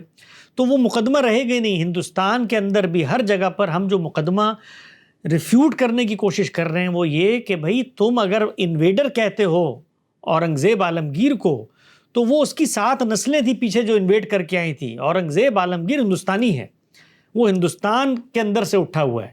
اس نے اگر ظلم بھی کیا تو وہ ایک ہندوستانیوں کا ہندوستانیوں پہ ظلم ہے. وہ آپس میں بھی ہندو راجے آپس میں کر رہے تھے. تو اس کو اگر تم انویڈر کی بحث بناتے ہو, تاریخیت کی بحث بناتے ہو, کفر و اسلام کی بحث بناتے ہو, تو حاصل کچھ نہیں ہوگا. تو ہم یہی کہتے ہیں کہ اگر آپ کا مقدمہ یہ ہے کہ بھئی یہ سلطنتیں زمینیں, پھر آپ جائیے صحابہ اکرام کے دور کے اندر جو دنیا کی تقسیم ہوئی تھی, جس میں اس وقت کے جو 26 ممالک آپ کی سلطنتوں سے باہر ہیں, ان کو آپ نے, ویسے آپس کی میں آپ کو بات بتاؤں, میری دلچسپی کا یہ تھوڑا سا موضوع ہے اور میں اس پہ دیکھتا رہتا ہوں کچھ چیزیں. اس وقت جو مسلمانوں کو 57 سلطنتیں حاصل ہیں, تاریخیت کے مقدمے پہ جو صحابہ اکرام کا رقبہ تھا, تاریخیت کے مقدمے پہ بتا رہا ہوں میں آپ کو, وہ رقبہ اس سے بہت کم تھا. اس وقت زیادہ رقبہ ہے, اور یہ جو رقبہ اس وقت زیادہ ہے, تو اس مقدمے کو اگر اگلے لے کے اٹھیں کہ چلو بھائی شروع کرتے ہیں آبا کی تاریخ سے, تمہارا مذہب شروع ہوا 1400 سال پہلے, تو 1400 سال پہلے جو خطہ تمہارے پاس تھا اس کا ذرا حساب کتاب کر کے تمہیں تو پہلے وہاں پر لے کے جاتے ہیں واپس, پھر اس کے بعد اگلی بات کریں گے, تو وہاں پر ہمارا مقدمہ کیا ہوگا.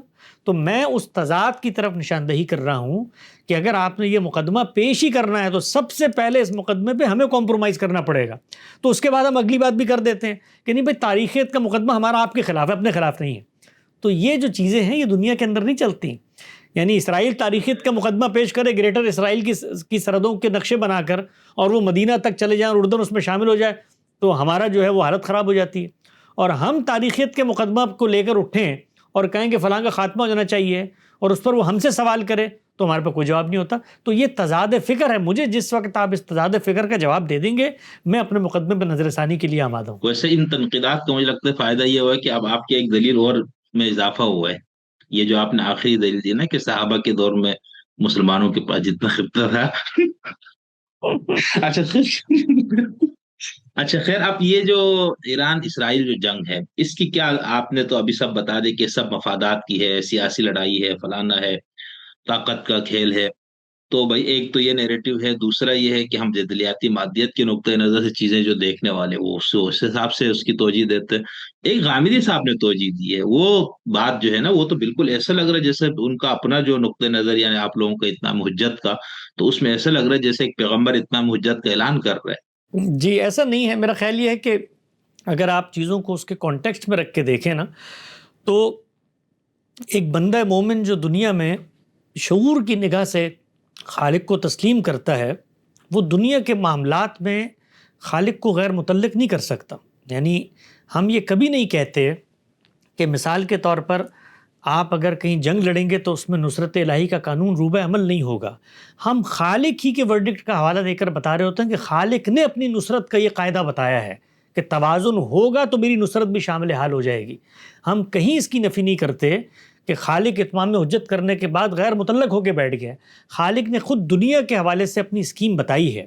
ایک تو اس میں عزل و نسب کا قانون ہے جو قوموں کی سطح پر جاری ہے، اس میں وہ قوموں کو آگے لے کر آتا ہے اور پھر ان کو اسٹیج سے اتار دیتا ہے، کسی جگہ پر جا کے اس نوعیت کے معاملات کر دیتا ہے کہ انسان کی عقل حیرت زدہ اور دنگ رہ جاتی ہے کہ یہ معاملہ ہوا کیسے۔ مثال دیکھیے نا، جس پس منظر میں ہم نے یہ بات کی کہ عالمی سطح پر مسلمانوں کو شکست ہوئی، شکست ہونے کے بعد جو دنیا کا عرف اور تمدن تھا، اس میں تو جو میں نے آرٹیکل میں بھی بات لکھی ہوئی تھا کہ ہماری ماؤں نے نعوذ باللہ لونڈیاں بننا تھا، ہم نے باج گزار بننا تھا، غلامی ہونی تھی، اور ایک ایسی زندگی کی طرف ہمیں دھکیلا جانا تھا جس میں ہم بھیگ دیتے ہیں جینے کی، آرزو ہوتی ہے مر جانے کی۔ اس پس منظر سے خدا نے نکالا، اور وہ قومیں جو طاقتیں پا رہی تھیں خود آپس میں ان کو لڑوا دیا۔ اب جب ہم کہتے ہیں لڑوا دیا تو یہ یوں نہیں ہوتا کہ مثال کے طور پہ ہٹلر پر وہی آئی تھی کہ جا کر تم برطانیہ پر چڑھ دوڑو، یہ ہوتا ہے کہ سارے معاملات خدا کے اذن سے ہوئے، خدا کی مشیت سے ہوئے، اس نے ہونے دیے اور اس کے کچھ نتائج نکلے۔ ان نتائج کا اگر آپ تجزیہ کریں تو یہ حقیقت ہے، میں نے اپنے آرٹیکل میں بھی لکھا کہ جو دنیاوی اصول ہیں، یعنی جو اس وقت مادہ پرستی کے پس منظر میں آپ دیکھ لیں، ان کی توجیہ ناممکنات میں سے ہے۔ یعنی یہاں پر کچھ لوگ پیدا ہوتے ہیں، وہ فلسفے پیش کرتے ہیں، ان فلسفوں سے کچھ حکمران متاثر ہوتے ہیں، اس کا اثر عالمی سطح پر جاتا ہے، خود عالمی قوتیں یکا یک باہم دست و گریباں ہو جاتی ہیں، اس کے نتیجے میں ان سلطنتوں سے وہ بھاگنے پر مجبور ہو جاتی ہیں، وہاں پر ایک تقسیم ہوتی ہے۔ اس تقسیم میں جہاں پر ہم کہیں نہیں کھڑے ہوئے تھے عددی تعداد کے علاوہ، وہاں پر ہمیں 57 ممالک مل جاتے ہیں۔ ان 57 ممالک کے ملنے کے بعد اگر ہم کسی خدا کو مانتے ہیں تو ہم یہ دیکھیں گے نا کہ بھائی شکست کے باوجود اگر میں بدحال تھا، نہ میرے پاس تعلیم تھی، نہ پس منظر تھا، نہ تجربہ تھا، اور مجھے یکا یک اتنی بڑی سلطنت، اتنا بڑا مرتبہ، اتنی بڑی نوکری مل گئی، تو میں یہ دیکھوں گا نا کہ یہ جس نے دی ہے تو آخر وہ بھی تو دنیا میں موجود ہے، اس کے بھی کچھ قوانین چل رہے ہیں، اس کے مجھ سے کچھ تقاضے ہیں کہ نہیں ہیں اس پر۔ تو ہم نے یہ کہا ہے کہ اللہ تعالیٰ نے ہر جگہ یہ بتایا ہے کہ لَإِن شَكَرْتُمْ لَأَزِيدَنَّكُمْ۔ بندہ مومن قناعت کرتا ہے، شکر کرتا ہے تو اللہ اس میں افزونی کرتا ہے، اضافہ کرتا ہے۔ تو ہم گرے ہوئے تھے، ہمیں خدا نے اٹھا دیا، اٹھا کے اس جگہ پر پہنچا دیا، اور ہمارے قدموں تلے سے تیل کے کنویں اور ندیاں بہا دیں، اور ہم وہ قوم جس قوم کو سر چھپانے کی جگہ نہیں مل رہی تھی، آپ امیجن کریں ہم یہود کی طرح دنیا میں بھٹک رہے ہوتے، آج ملک ہمارے ساتھ وہی معاملہ ہو رہا ہوتا جو 100 سال ان کے ساتھ ہوا، لیکن یکا یک صورتحال خدا نے بدلی اور ہمیں عالمی منظرنامے پہ اس سیاسی افق پہ ابھار کے 57 ریاستیں دے دی، اور ان ریاستوں کے اندر ہمارے پاس نہ صرف یہ کہ نیم خود مختاری ہے، بلکہ کسی حد تک ہم دنیا کے معاملات میں اثر انداز ہونے کی پوزیشن میں کھڑے ہوئے ہیں، اس لیے کہ ہمارے پاس کچھ نہ کچھ مالی طاقتیں ہیں، کچھ اسٹریٹجک پوزیشنز ہیں، کچھ قومی خزانے ایسے ہاتھ آگے ہیں۔ تو اس میں خدا کی طرف ہمیں دیکھنا ہے کہ نہیں دیکھنا، اور پھر ہم کوئی وہ قوم ہے جو بے یار و مددگار بازار میں کھڑے ہوئے ہیں، ہم کوئی بیرائی کا غلہ ہے، ہم کوئی رام کی لیلا ہیں، ہم کوئی کیلنڈر کا کھیل ہے، نہیں، ہم خدا کی اسکیم کے اندر اس امت کی حیثیت سے کھڑے ہوئے ہیں جس کے کندھوں پہ کچھ ذمہ داری ہے، اور وہ ذمہ داری خدا کے قانون کے تحت ہے۔ جی یہاں آپ پھر وہی امت والی بات کر رہے ہیں، یہاں تو ریاست ہے نا۔ اب جیسے ایران ہے مثال، اس کے پاس بھی تیل کے کنویں اور گیس کے ذخائر سب ہے، سعودی عرب کے پاس بھی تیل ہے، سعودی عرب نے اس طرح کے پنگوں میں حصہ نہیں لیا تو سکون سے بیٹھا ہوا ہے، وہ اپنے ملک نہیں، کو وہ تو سکون سے بیٹھا ہوا ہے، لیکن خدا کے کچھ قانون ہیں اس کے ساتھ، وہ بنی اسماعیل کے ساتھ جڑے ہوئے ہیں، اور ہم جب ایمان لاتے ہیں تو ہم اس بنی اسماعیل کے ساتھ تابعاً شامل ہو جاتے ہیں۔ یعنی اس کا یہ مطلب ہرگز نہیں ہے کہ جس وقت ہم یہ کہیں کہ ممالک کی تقسیم ہے، نیشن اسٹیٹ کا دور ہے، قوموں کی جنگ ہے، فلسطینی ایک قوم ہے، فلاں دوسری، وہ سب چیزیں اپنی جگہ پر ہیں، لیکن اس سب کے باوصف اگر ہم کسی نظریے کو مانتے ہیں تو کچھ اس کے تقاضے ہوں گے ہم سے کہ نہیں ہوں گے، سوال یہ ہے۔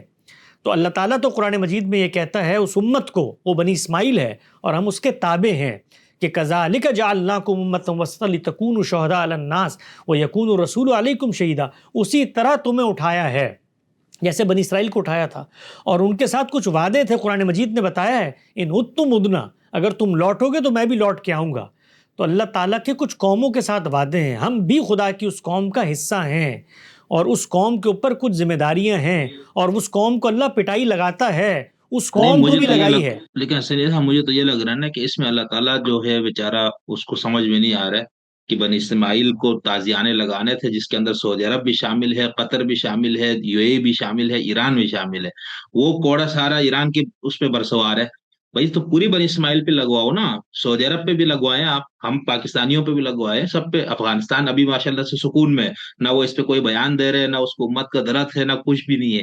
ہم نے تو کوئی بیان نہیں دیکھا. تو یہ تو قانون اس طرح سمجھ میں نہیں آتا کہ خدا بھی قانون جو ہے نا کوئی علیم و خبیر ذات کی طور پر. تو پھر تو تمام مسلمانوں کو عذاب میں مبتلا کرنا چاہیے، جس طرح یہود کے ساتھ کیا ہے اس نے قرآن پاک کی ان آیات کو جو اس کے آپ لوگ یہ تفسیر کرتے ہیں. قوموں کی سطح پہ خدا کی سنت کے ظہور کو اگر آپ نے دیکھنا ہو تو خود یہود کی تاریخ آپ کو پڑھنی چاہیے، جس میں یہ بات سامنے آئے گی کہ قوموں کے ساتھ خدا کا یہ معاملہ یکا یک نہیں ہوتا، اس لیے کہ قوموں کو خاتمہ نہیں کرنا اس نے دنیا سے، قوموں کو برقرار رکھنا ہے، ان کو مہلت دینی ہے.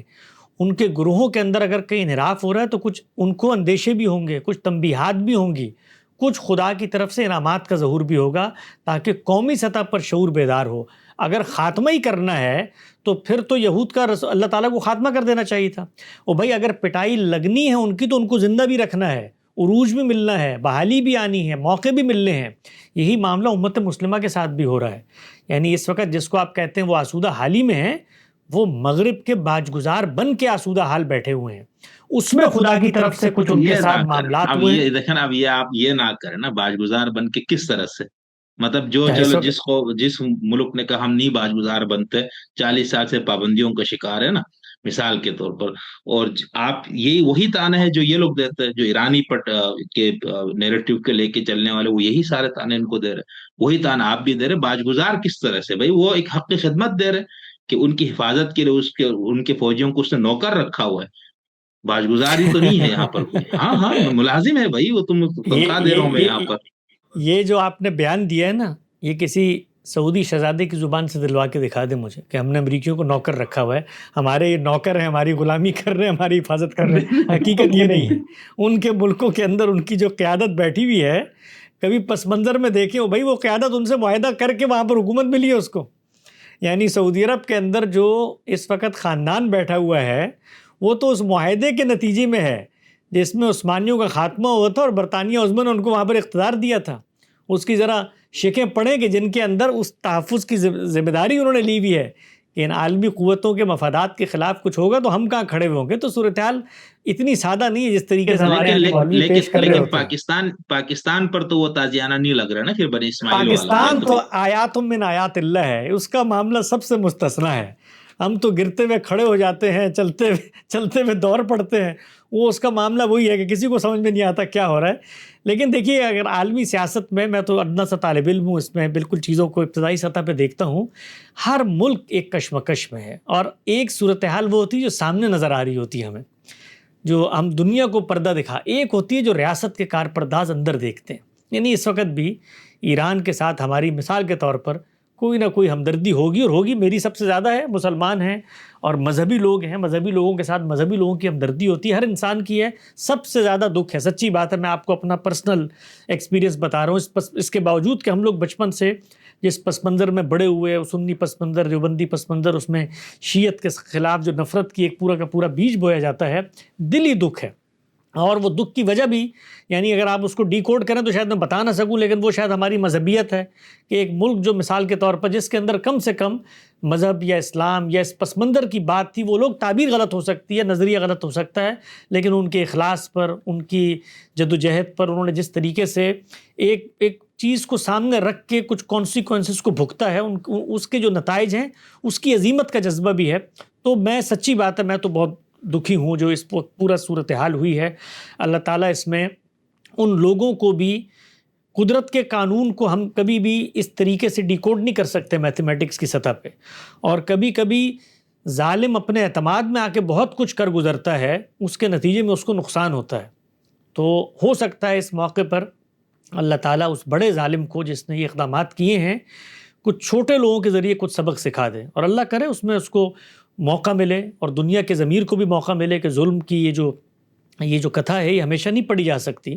تو دلی دکھ ہے، سچی بات ہے. اللہ تعالیٰ ایران کو اس طرح کے معاملات میں روکے اور خود دنیا میں روکے. ہم تو جس فکر کے دائی ہیں وہ تو یہ ہے کہ ان سرحدوں سے اوپر اٹھ کے اور ان حکومتوں سے اوپر اٹھ کے ایک عالمی نظم بننا چاہیے، جس کا خواب دیکھا تھا کسی زمانے میں، اور اسی پس منظر میں یہ سفر شروع ہوا تھا آگے کی طرف، لیکن یہ سفر اب خاتمے کی طرف جا رہا ہے، اور خاتمے کی طرف جاتے ہوئے اگر ہم اس کو فیولنگ کا کام کریں گے تو وہ معاملہ جو 100 سال میں ہونا ہو سکتا ہے 20 سال میں ہو جائے، اور نقصان سب سے زیادہ اس میں ہمیں ہوگا۔ یہ لکھی پڑی ہوئی بات ہے، یعنی اس نقصان میں یہ تو ٹھیک ہے کہ اس وقت ہر ملک اپنے اپنے خطے کا امریکہ ہے، کیونکہ ٹیکنالوجی کا ریولوشن آ چکا ہے، جو آگے بڑھتا ہے اپنے ڈرون بناتا ہے، اپنے حملے کرتا ہے، لیکن حقیقت یہ ہے کہ ہمارے کچھ اور بھی نظریات ہیں، کچھ اور بھی ذمہ داریاں ہیں۔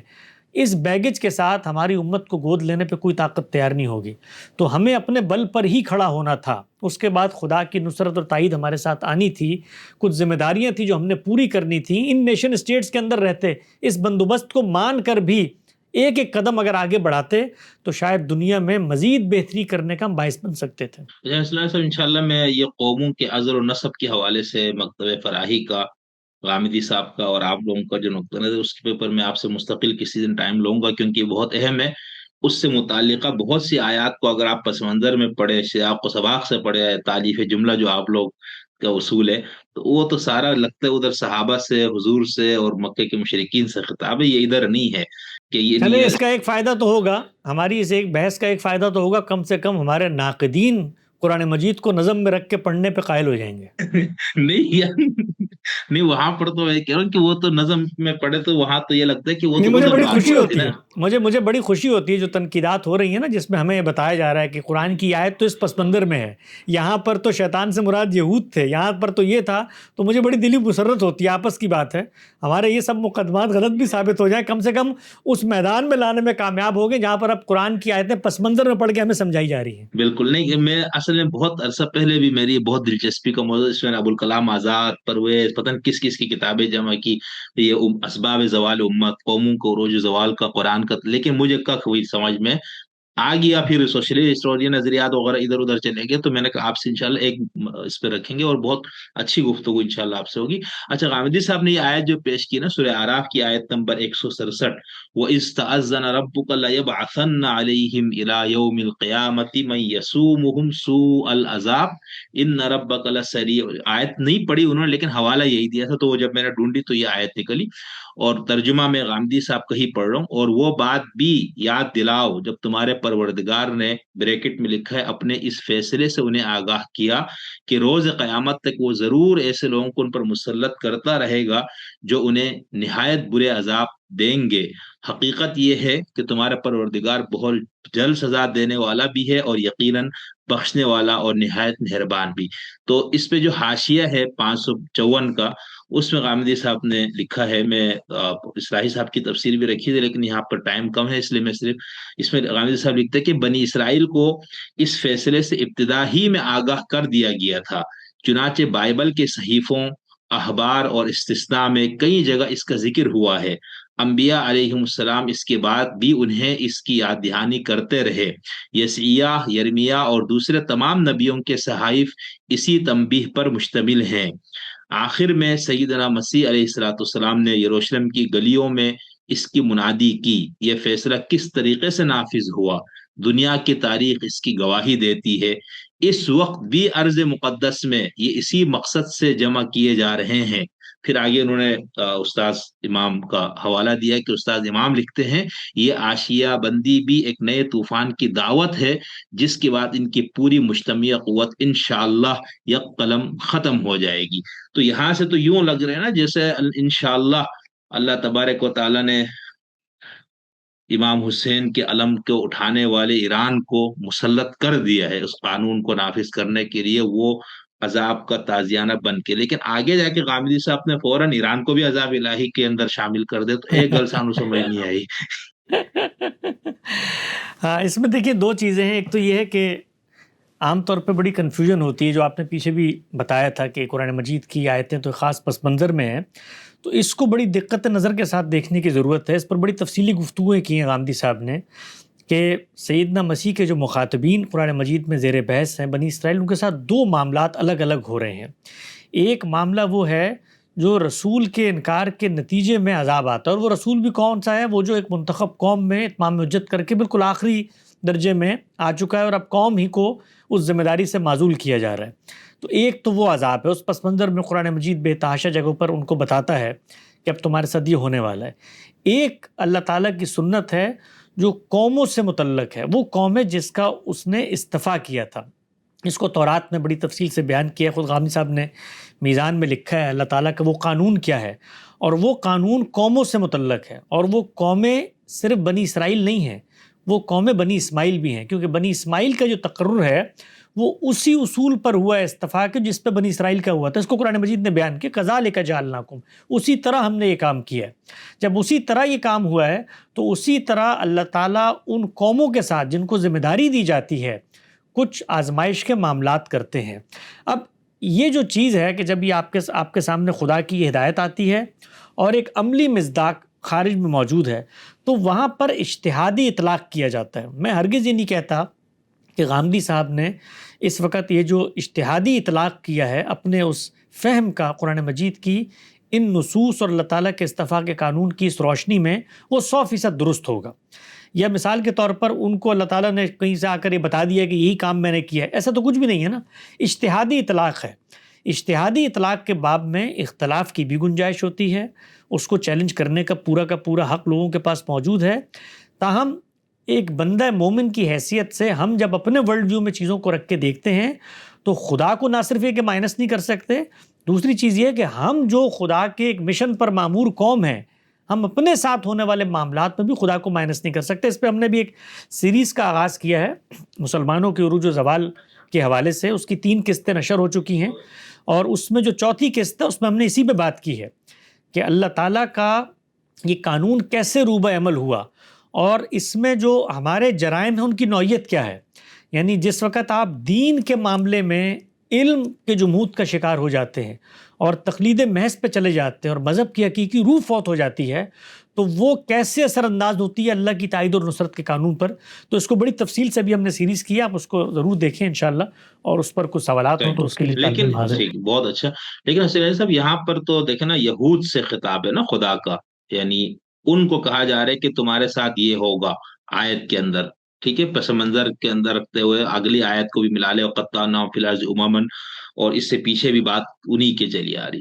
تو پھر اگر ہم جیسے غامدی صاحب کو موجودہ اجتہاد آپ نے کہا اس کے اطلاق میں غلطی ہو سکتی ہے، تو اس پہ میرا طالب علمانہ سوال یہ نا کہ پھر تو قوم یہود کے ساتھ ہونا چاہیے نا، اسرائیلی ریاست کے ساتھ نہیں۔ اسی طرح جو مسلمان والی آیت، وہ جو سورہ انعام کی آیت نمبر 65 جس کی طرف غامدی صاحب نے اشارہ فرمایا کہ او یلبسکم بعضن بأس بعض، کہ تمہیں ایک دوسرے سے عذاب کی شکلیں، تو اس میں پھر یعنی اس اب تو میں وہی جو مجھے الجھن ہے نا کہ اب تو ریاست ہے نا، اب تو یہود قوم نہیں ہے، مسلمان قوم کی بات ہی نہیں ہے، تو اس لیے مجھے تو لگتا ہے اللہ تعالیٰ کا کوئی اس میں کوئی چکر ہے ہی نہیں کہیں۔ نہیں دیکھیے، اس میں جب آپ اللہ تعالیٰ کی طرف سے چیزوں کو میتھمیٹیکل سمجھنے کی کوشش کرتے ہیں تو شاید ہم کبھی کامیاب نہ ہو سکیں، وہ سمبولک ہوتا ہے ہمیشہ، اور اس سمبولک چیزوں کے اندر بھی دیکھیے قوم یہود اس وقت کہاں ہے دنیا میں، دنیا بھر میں پھیلے ہوئے ہیں، امریکہ میں موجود ہیں، باقی جگہوں پر موجود ہیں، لیکن ان کی جمعیت کا ایک سمبولک اظہار ہے، اور دنیا بھر میں بیٹھے ہوئے موجود یہود اصل میں اسی سلطنت کی بقا کی جنگ لڑ رہے ہیں، وہ امریکہ میں ہو یا کہیں اور ہو، اور خود اسی قوم کا جو ایک سمبل ہے طاقت کا، اسی کی پشت پناہی بھی کی جا رہی ہے۔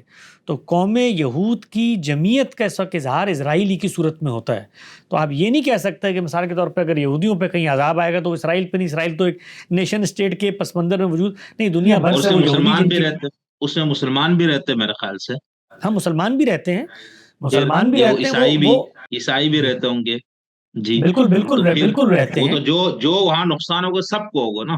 ابھی جو ایران نے میزائل پھینکے ادھر کئی مسلمان بھی مرے ہوں گے سویلین آبادی میں، ہو سکتا ہے، ہمیں تو نہیں پتا، کئی دہریے بھی مارے ہوں گے، تو وہ تو پھر عذاب اس طرح تو نہیں ہو سکتا ہے نا۔ دیکھیے عذاب کی 2 صورتیں ہوتی ہیں، یہی میں نے شروع میں عرض کیا تھا کہ ایک عذاب وہ ہے جو اتمام حجت کے بعد آتا ہے، اس میں تو متعین فرد پہ فرد جرم عائد ہوگی، اس پہ عذاب آ جائے گا۔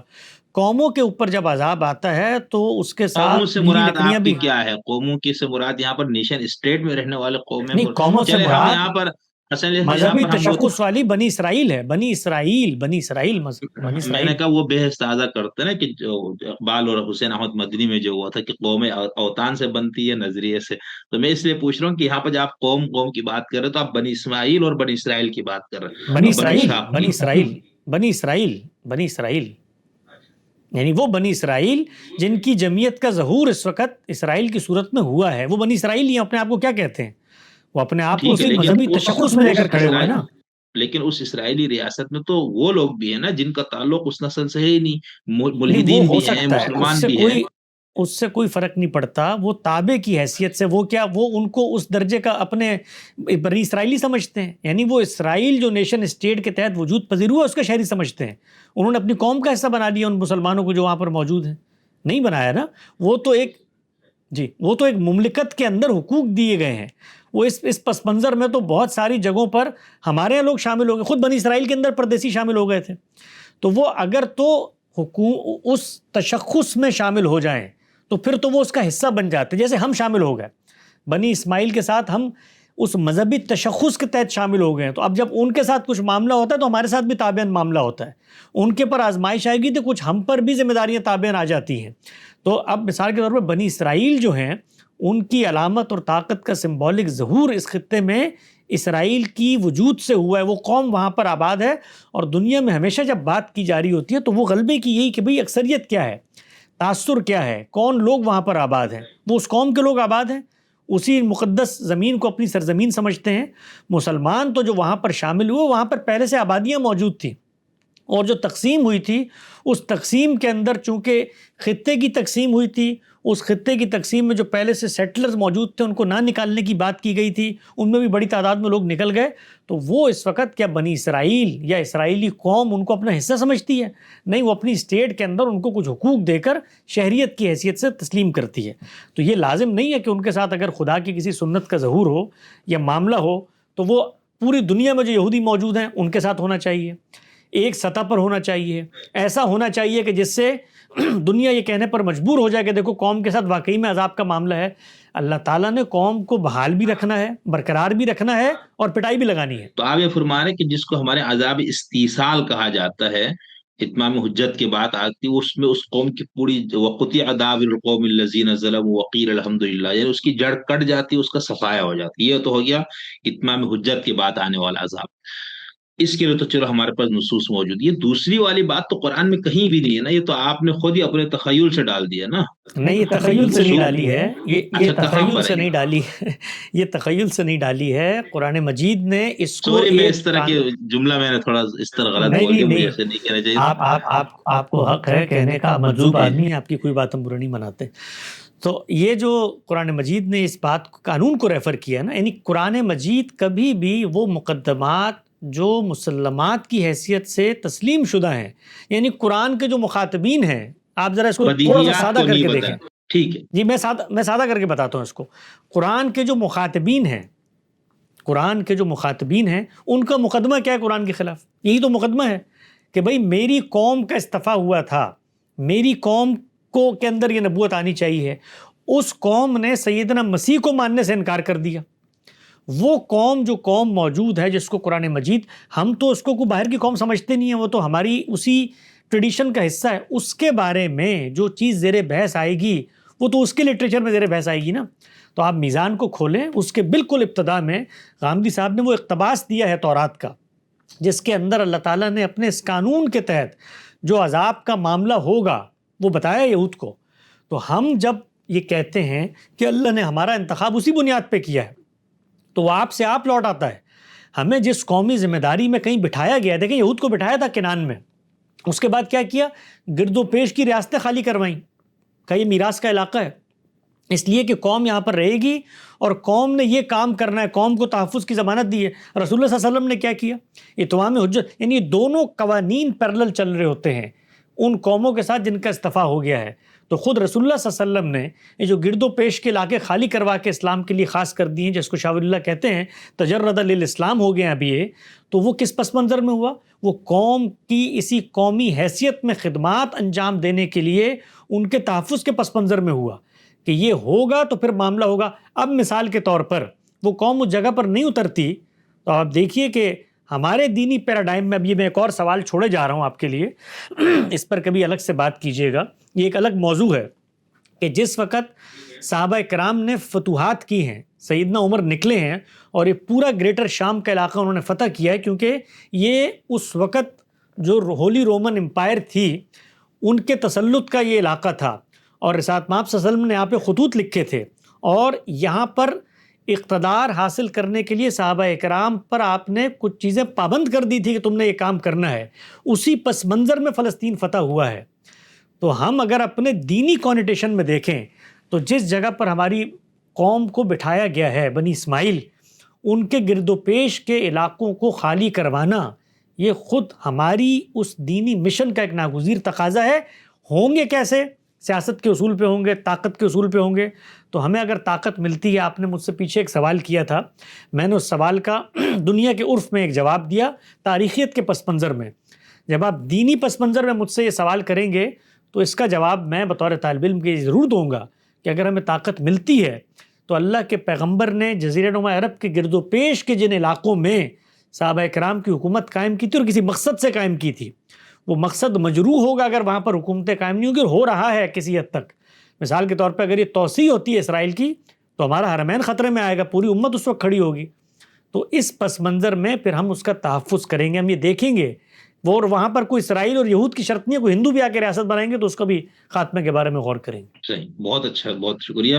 اچھا سنیہ، تو یہ آخر میں ایک وہ پھر وہ لطیفہ آپ نے سنانا ہے، وہ بالکل اینڈ میں رکھتے، ٹھیک ہے؟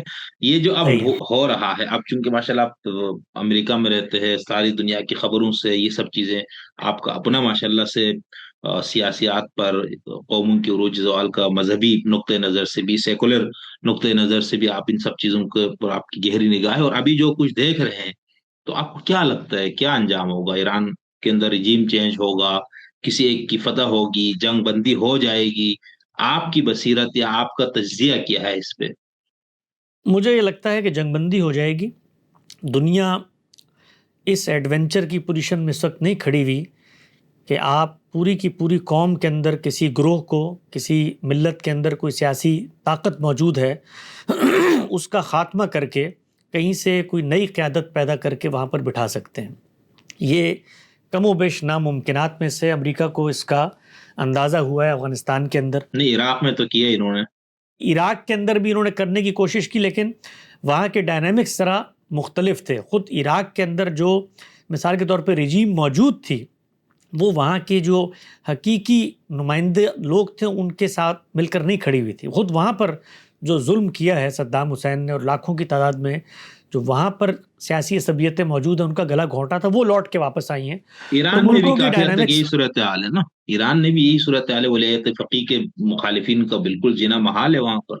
مخالفین کی تعداد ہے، خود وہاں کی مملکت نے جو کچھ کیا ہے اس کے اوپر آپ تنقید کر سکتے ہیں، لیکن صورتحال ایسی نہیں ہے کہ وہاں پر جو نظریہ موجود ہے اور وہ نظریہ اپنے پس منظر میں اس رجیم کو ایک طرح کی جواز اور تقویت فراہم کرتا ہے۔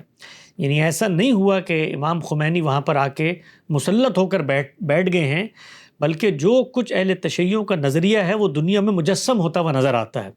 تو اس طریقے کی قوم جس کے ہاں دینی جواز موجود ہو کسی رجیم کا، اور وہ اس کو اس تقدس کی نگاہ سے دیکھ رہی ہو، وہاں پر اس طرح کے ایڈونچر کرنا کم و بیش ناممکنات میں سے ہے کہ آپ وہاں پر اس کا خاتمہ کر کے اور اسی طریقے کی بادشاہت کو دوبارہ سے بحال کر دیں۔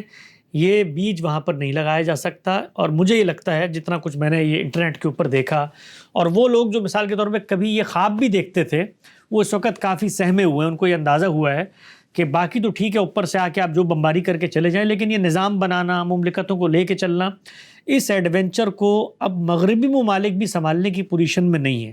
اور اس کے لیے جس سطح کا سرمایہ چاہیے ہوتا ہے، دیکھیے آپ کو تو باہر بیٹھ کے بہت کچھ لگتا ہوگا نا امریکہ کے، خود امریکہ کے اندر جب آپ رہتے ہیں تو ہر نیشن کے کچھ داخلی چیلنجز ہوتے ہیں، اور وہ بھی وقت کے ساتھ ساتھ پائل اپ ہو رہے ہوتے ہیں۔ اب یہاں پر اس وقت کے جو چیلنجز ہیں، جس میں خود یہاں پر جو قوم موجود تھی ان کے ہاں نوکری کے مواقع، مال کی تقسیم، ٹیکسز کے مسائل، اللیگل امیگرینٹس، خود داخلی اضطرابات، یہ کنڈیشنز، ان لوگوں کے آپس کی تنازعات، جنگیں جو حکومتوں میں لے کر آئے، یہ سوشل میڈیا کا ریولوشن، اس میں ہر نیشن اس وقت اپنے بیگیج کے ساتھ ڈیل کر رہی ہے. تو یہ آسان کام نہیں رہا کہ اس طریقے سے آ کر آپ مطلب یہ تو ہو سکتا ہے کہ بھی خاتمے کا بندوبست کر لیا جائے اور جگہوں کو ملیہ میٹ کر دیا جائے، لیکن باقاعدہ نظام بنانا، حکومتیں چلانا، یہ ایڈونچر کرنے کی میرا خیال ہے مغربی قومیں اس وقت پوزیشن میں نہیں ہیں. زیادہ سے زیادہ یہی ہوگا کہ ایران کو ایٹمی قوت بننے کا جو خواب تھا کسی بھی درجے میں، اس کا خاتمہ کر دیا جائے، اور اس کے بعد پھر مذاکرات کی سطح پر لا کر ان کو ایک ایسی جگہ پر آنے پر مجبور کر دیا جائے جہاں پر وہ داخلی طور پر اپنی نفرت کا اظہار کرتے رہیں، لیکن ان میں وہ طاقت اور صلاحیت نہ ہو کہ جس کی بنیاد پر وہ عالمی قوتوں کے فیصلوں کو چیلنج کر سکیں. حسن صاحب، آخر میں ایک طالب علم کے طور پر میں یہاں پر آپ نے بھی یہ بات کی، اور ہمارے ہاں چونکہ ماحول ایسا بن گیا نا کہ شیعوں میں یہی نظریہ ہے. ایسا نہیں ہے، یعنی پورا نجف کا مدرسہ، بغداد کا، عراق کا اور باقی دنیا میں جو شیعوں کا، وہ ولایت فقیہ کے اس تصور کو نہیں مانتے. وہ کہتے ہیں حق حکمرانی خدا نے امام کو دیا، یہ غیر امام یا غیر معصوم کو نہیں ہے. لیکن بہرحال یہ ہو گیا تو آپ اس کو انہوں نے اس طرح بنا لیا. تو اسی طرح میں یہودیوں کے ہاں بھی ہے نا، یہ ایک جو فلسطین ریاست اسرائیل کے خلاف بھی جو یہودی ہیں، ان کا بھی یہ نقطہ نظر ہے کہ مسیحا کا کام ہے یہ تم لوگ آ کے ادھر ریاست اسرائیل بنانا. اس طرح ہے کوئی؟ نہیں، بہت کم تعداد میں ہیں ایسی چیزیں ہیں. اور خود اس وقت جو آپ کو حیرانی ہوگی یہ بات جان کے، جو ایونجلسٹ فرقہ ہے مسیحیوں کا، جو اس وقت ان کی پشت پناہی کرتا ہے خود ان مغربی ممالک کے اندر، اور بڑے پیمانے پہ وہ چاہتا ہے کہ وہاں پر ان کو استحکام ہو، اس کے پیچھے بھی ان کا مذہبی نظریہ ہے کہ یہ یہاں پر ہوں گے اور پھر سیدنا مسیح کی آمد ہوگی اور پھر اس کے بعد وہ خاتمہ کریں گے ان سب کا. تو ہاں، تو یہ جس طرح آپ چیزوں کو دیکھتے ہیں نا نیشن اسٹیٹ کے دور میں، اور قومیں وہاں موجود ہیں اور یہاں موجود ہیں، یہ کہانی اتنی سادہ بھی نہیں ہے. یعنی خود عالمی قوتوں کے اندر جو پس منظر میں تائید موجود ہے یہود کی، وہ محض یہ لفظ کو پہ غور، وہ محض اس خطے میں سیاسی اثر رسوخ کے پس منظر میں نہیں ہے. یہ حقیقت ہے. اس پر بہت کچھ یہاں پر آپ کو لٹریچر بھی مل جائے گا. مجھے خود موقع ملا ہے براہ راست کچھ جگہوں پر سمجھنے کا، بات چیت کرنے کا، کہ یہاں پر جو مسیحیوں میں سپورٹ ہے اس وقت، وہ محض اپنے برطانیہ عظمیٰ کے یا عالمی جنگ کے پس منظر میں کیے گئے فیصلے کے سپورٹ میں نہیں ہے، اس میں کچھ مذہبی نظریات کا بھی دخل ہے. یہ بہت دلچسپ بات ہے. چلے اس پہ بھی کچھ کسی دن بات ہونی چاہیے کہ یہ کیا ہے سارا. نہیں ٹھیک، بہت شکریہ. آپ کو لطیفہ آپ اگر سنانے، میں نے آپ سے بہت ٹائم لے لیا. لطیفہ سنایا تو چونکہ آپ نے ایران کا ذکر کیا، تو ہمارے ایک دوست ہیں بڑے مشہور کالم نویس ہیں، انہوں نے بتایا کہ پاکستان کے اندر جو اخبارات ہیں ان کی ایک ایڈیٹوریل پالیسی ہے جس میں وہ کبھی بھی نام نہیں لکھتے ایران کا، وہ ہمیشہ اس کے لیے برادر اسلامی ملک کہتے ہیں. تو وہ انہوں نے کہتے ہیں کہ میں نے ایک کالم میں غلطی سے ایک محاورہ لکھ دیا کہ فلاں صاحب سے میری ملاقات ہوئی، اور جب میں نے ان کے سامنے استدلال پیش کیا تو وہ ایران توران کی باتیں کرنے لگے. تو اگلے روز اخبار کے اندر جب وہ کالم چھپا تو اس میں یہ تھا کہ میں نے فلاں صاحب سے معاملہ کیا، تو وہ آپس میں برادر اسلامی ملک اور توران کی باتیں کرنے لگے. تو انہوں نے ایران توران کا جو محاورے کا لفظ تھا اس کو بھی تبدیل کر کے برادر اسلامی ملک کر دیا. چلے، یہ تو بہت اچھا. ٹھیک ہے، تھینک یو حسن صاحب، بہت شکریہ، آپ نے مجھے ٹائم بھی دیا. اور باقی میں اس میں آخر میں ایک بات کر دوں. لوگ عام طور پہ مذہبی طالب علموں کے بارے میں ان کا یہ خیال ہوتا ہے کہ بھئی یہ تو بڑے عالمی سیاست کے پیچیدہ موضوعات ہیں اور ان کے اندر بڑا، جس کو آپ کہتے ہیں نا، یہ سیاسی بصیرت اور یہ جیو پولیٹک، ہاں ان کو کیا پتہ. تو اس کو میں ایک صرف چیز بتانا چاہتا ہوں، جو ایک تبدیلی آ گئی ہے دنیا میں، یہ شاید سننے والوں کے لیے نا ایک نئی چیز ہو. وہ یہ کہ دنیا میں نا علم کا دروازہ کھل چکا ہے، اور وہ علم کا دروازہ، یہ جو متوسط درجے کی معلومات اور یہ چیزیں ہوتی ہیں نا، یہ اب دنیا میں ختم ہو چکی ہیں. ساری معلومات، سارے مقدمات ایک ترتیب، اتنی تنقیح کے ساتھ کہ آپ ہزاروں کتابوں کا مطالعہ کریں اور چیٹ جی پی ٹی سے 4 باتیں پوچھیں تو یہ جو معلومات کی حد تک نالج ہے نا، یہ اب دنیا میں ایکسیسیبلٹی اس کی بالکل مساوی ہو چکی ہے. اس میں کوئی آگے کوئی پیچھے نہیں ہے. ٹھیک ہے، وہ ایکسپرٹیز ہوں گی، لوگ بہت زیادہ ان ڈیپتھ مطالعہ کرتے ہیں. یہ مذہب کے معاملات میں بھی ہے. میں آپ سے عرض کروں، یعنی اس وقت جس طرح ہمیں لوگ نہیں روک سکتے ان چیزوں پر بات کرنے سے، ہم بھی لوگوں کو مذہب پر بات کرنے سے اب نہیں روک سکتے. دروازہ کھل چکا ہے علم کا. ہاں، تو اس کے اندر جو بھی چیز ہے نا، اس کو استدلال کی بنیاد پہ ریفیوٹ کریں. اس میں کوئی دعویٰ نہیں ہے کہ مثال کے طور پہ جی میں نے کوئی تجزیہ کر دیا تو یہ پتہ عالمی سطح پہ قابل قبول ہو جائے.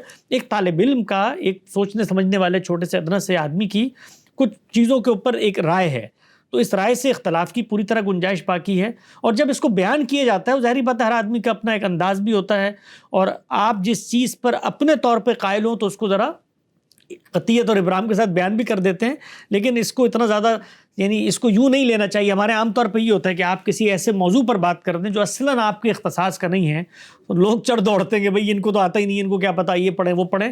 تو اب وہ جو پڑھنے پڑھانے کا معاملہ ہے وہ کافی آسان ہو چکا ہے۔ ویسے پھر ایسے لوگوں کو میں نے دیکھا کہ وہ خود ہر موضوع پہ ماشاءاللہ سے ماہرانہ رائے دے رہے ہوتے ہیں۔ ہاں نہیں، میں نے خود کئی ایسے لوگوں کو دیکھا ہے، جانتا ہوں میں۔ اس طرح نہیں کرنا چاہیے نا، آپ کی بات صحیح ہے، مطلب کہ ہر بندہ بھائی مکمل عالم تو یعنی علم کا تمام وہ تو اپنے اندر جذب تو کوئی بھی نہیں کر سکتا نا، تو بہت جی، ساری ہم سب ہر طالب علم جو ہے نا جی وہ شعور پیدا کرنے کی کام کر رہا ہوتا ہے۔ دو چار باتیں ہو سکتا ہے میری ٹھیک ہوں، دو چار آپ کے سوالات ٹھیک ہوں، آپ کے سوالات نے کچھ مجھے بعد میں سوچنے پہ مجبور کر دیا ہو کہ بھئی یہ رائے جس کو میں بیان کر رہا ہوں اس میں یہ گیپس ہیں۔ علم کا سفر ہے، اس کو نا ٹھنڈے میٹھے انداز میں، ہمارے چونکہ مسلم امہ میں بہت زیادہ کنفرنٹیشن ہے، وہ اس کو لیتے ہی نہیں ہے اس طریقے سے۔ ایسے ہی بالکل ایسے، بالکل بہت اچھا۔ تھینک یو سر، بہت شکریہ، پھر آپ سے ملاقات ہوتی ہے۔ انشاءاللہ، جزاک اللہ۔ بہت شکریہ۔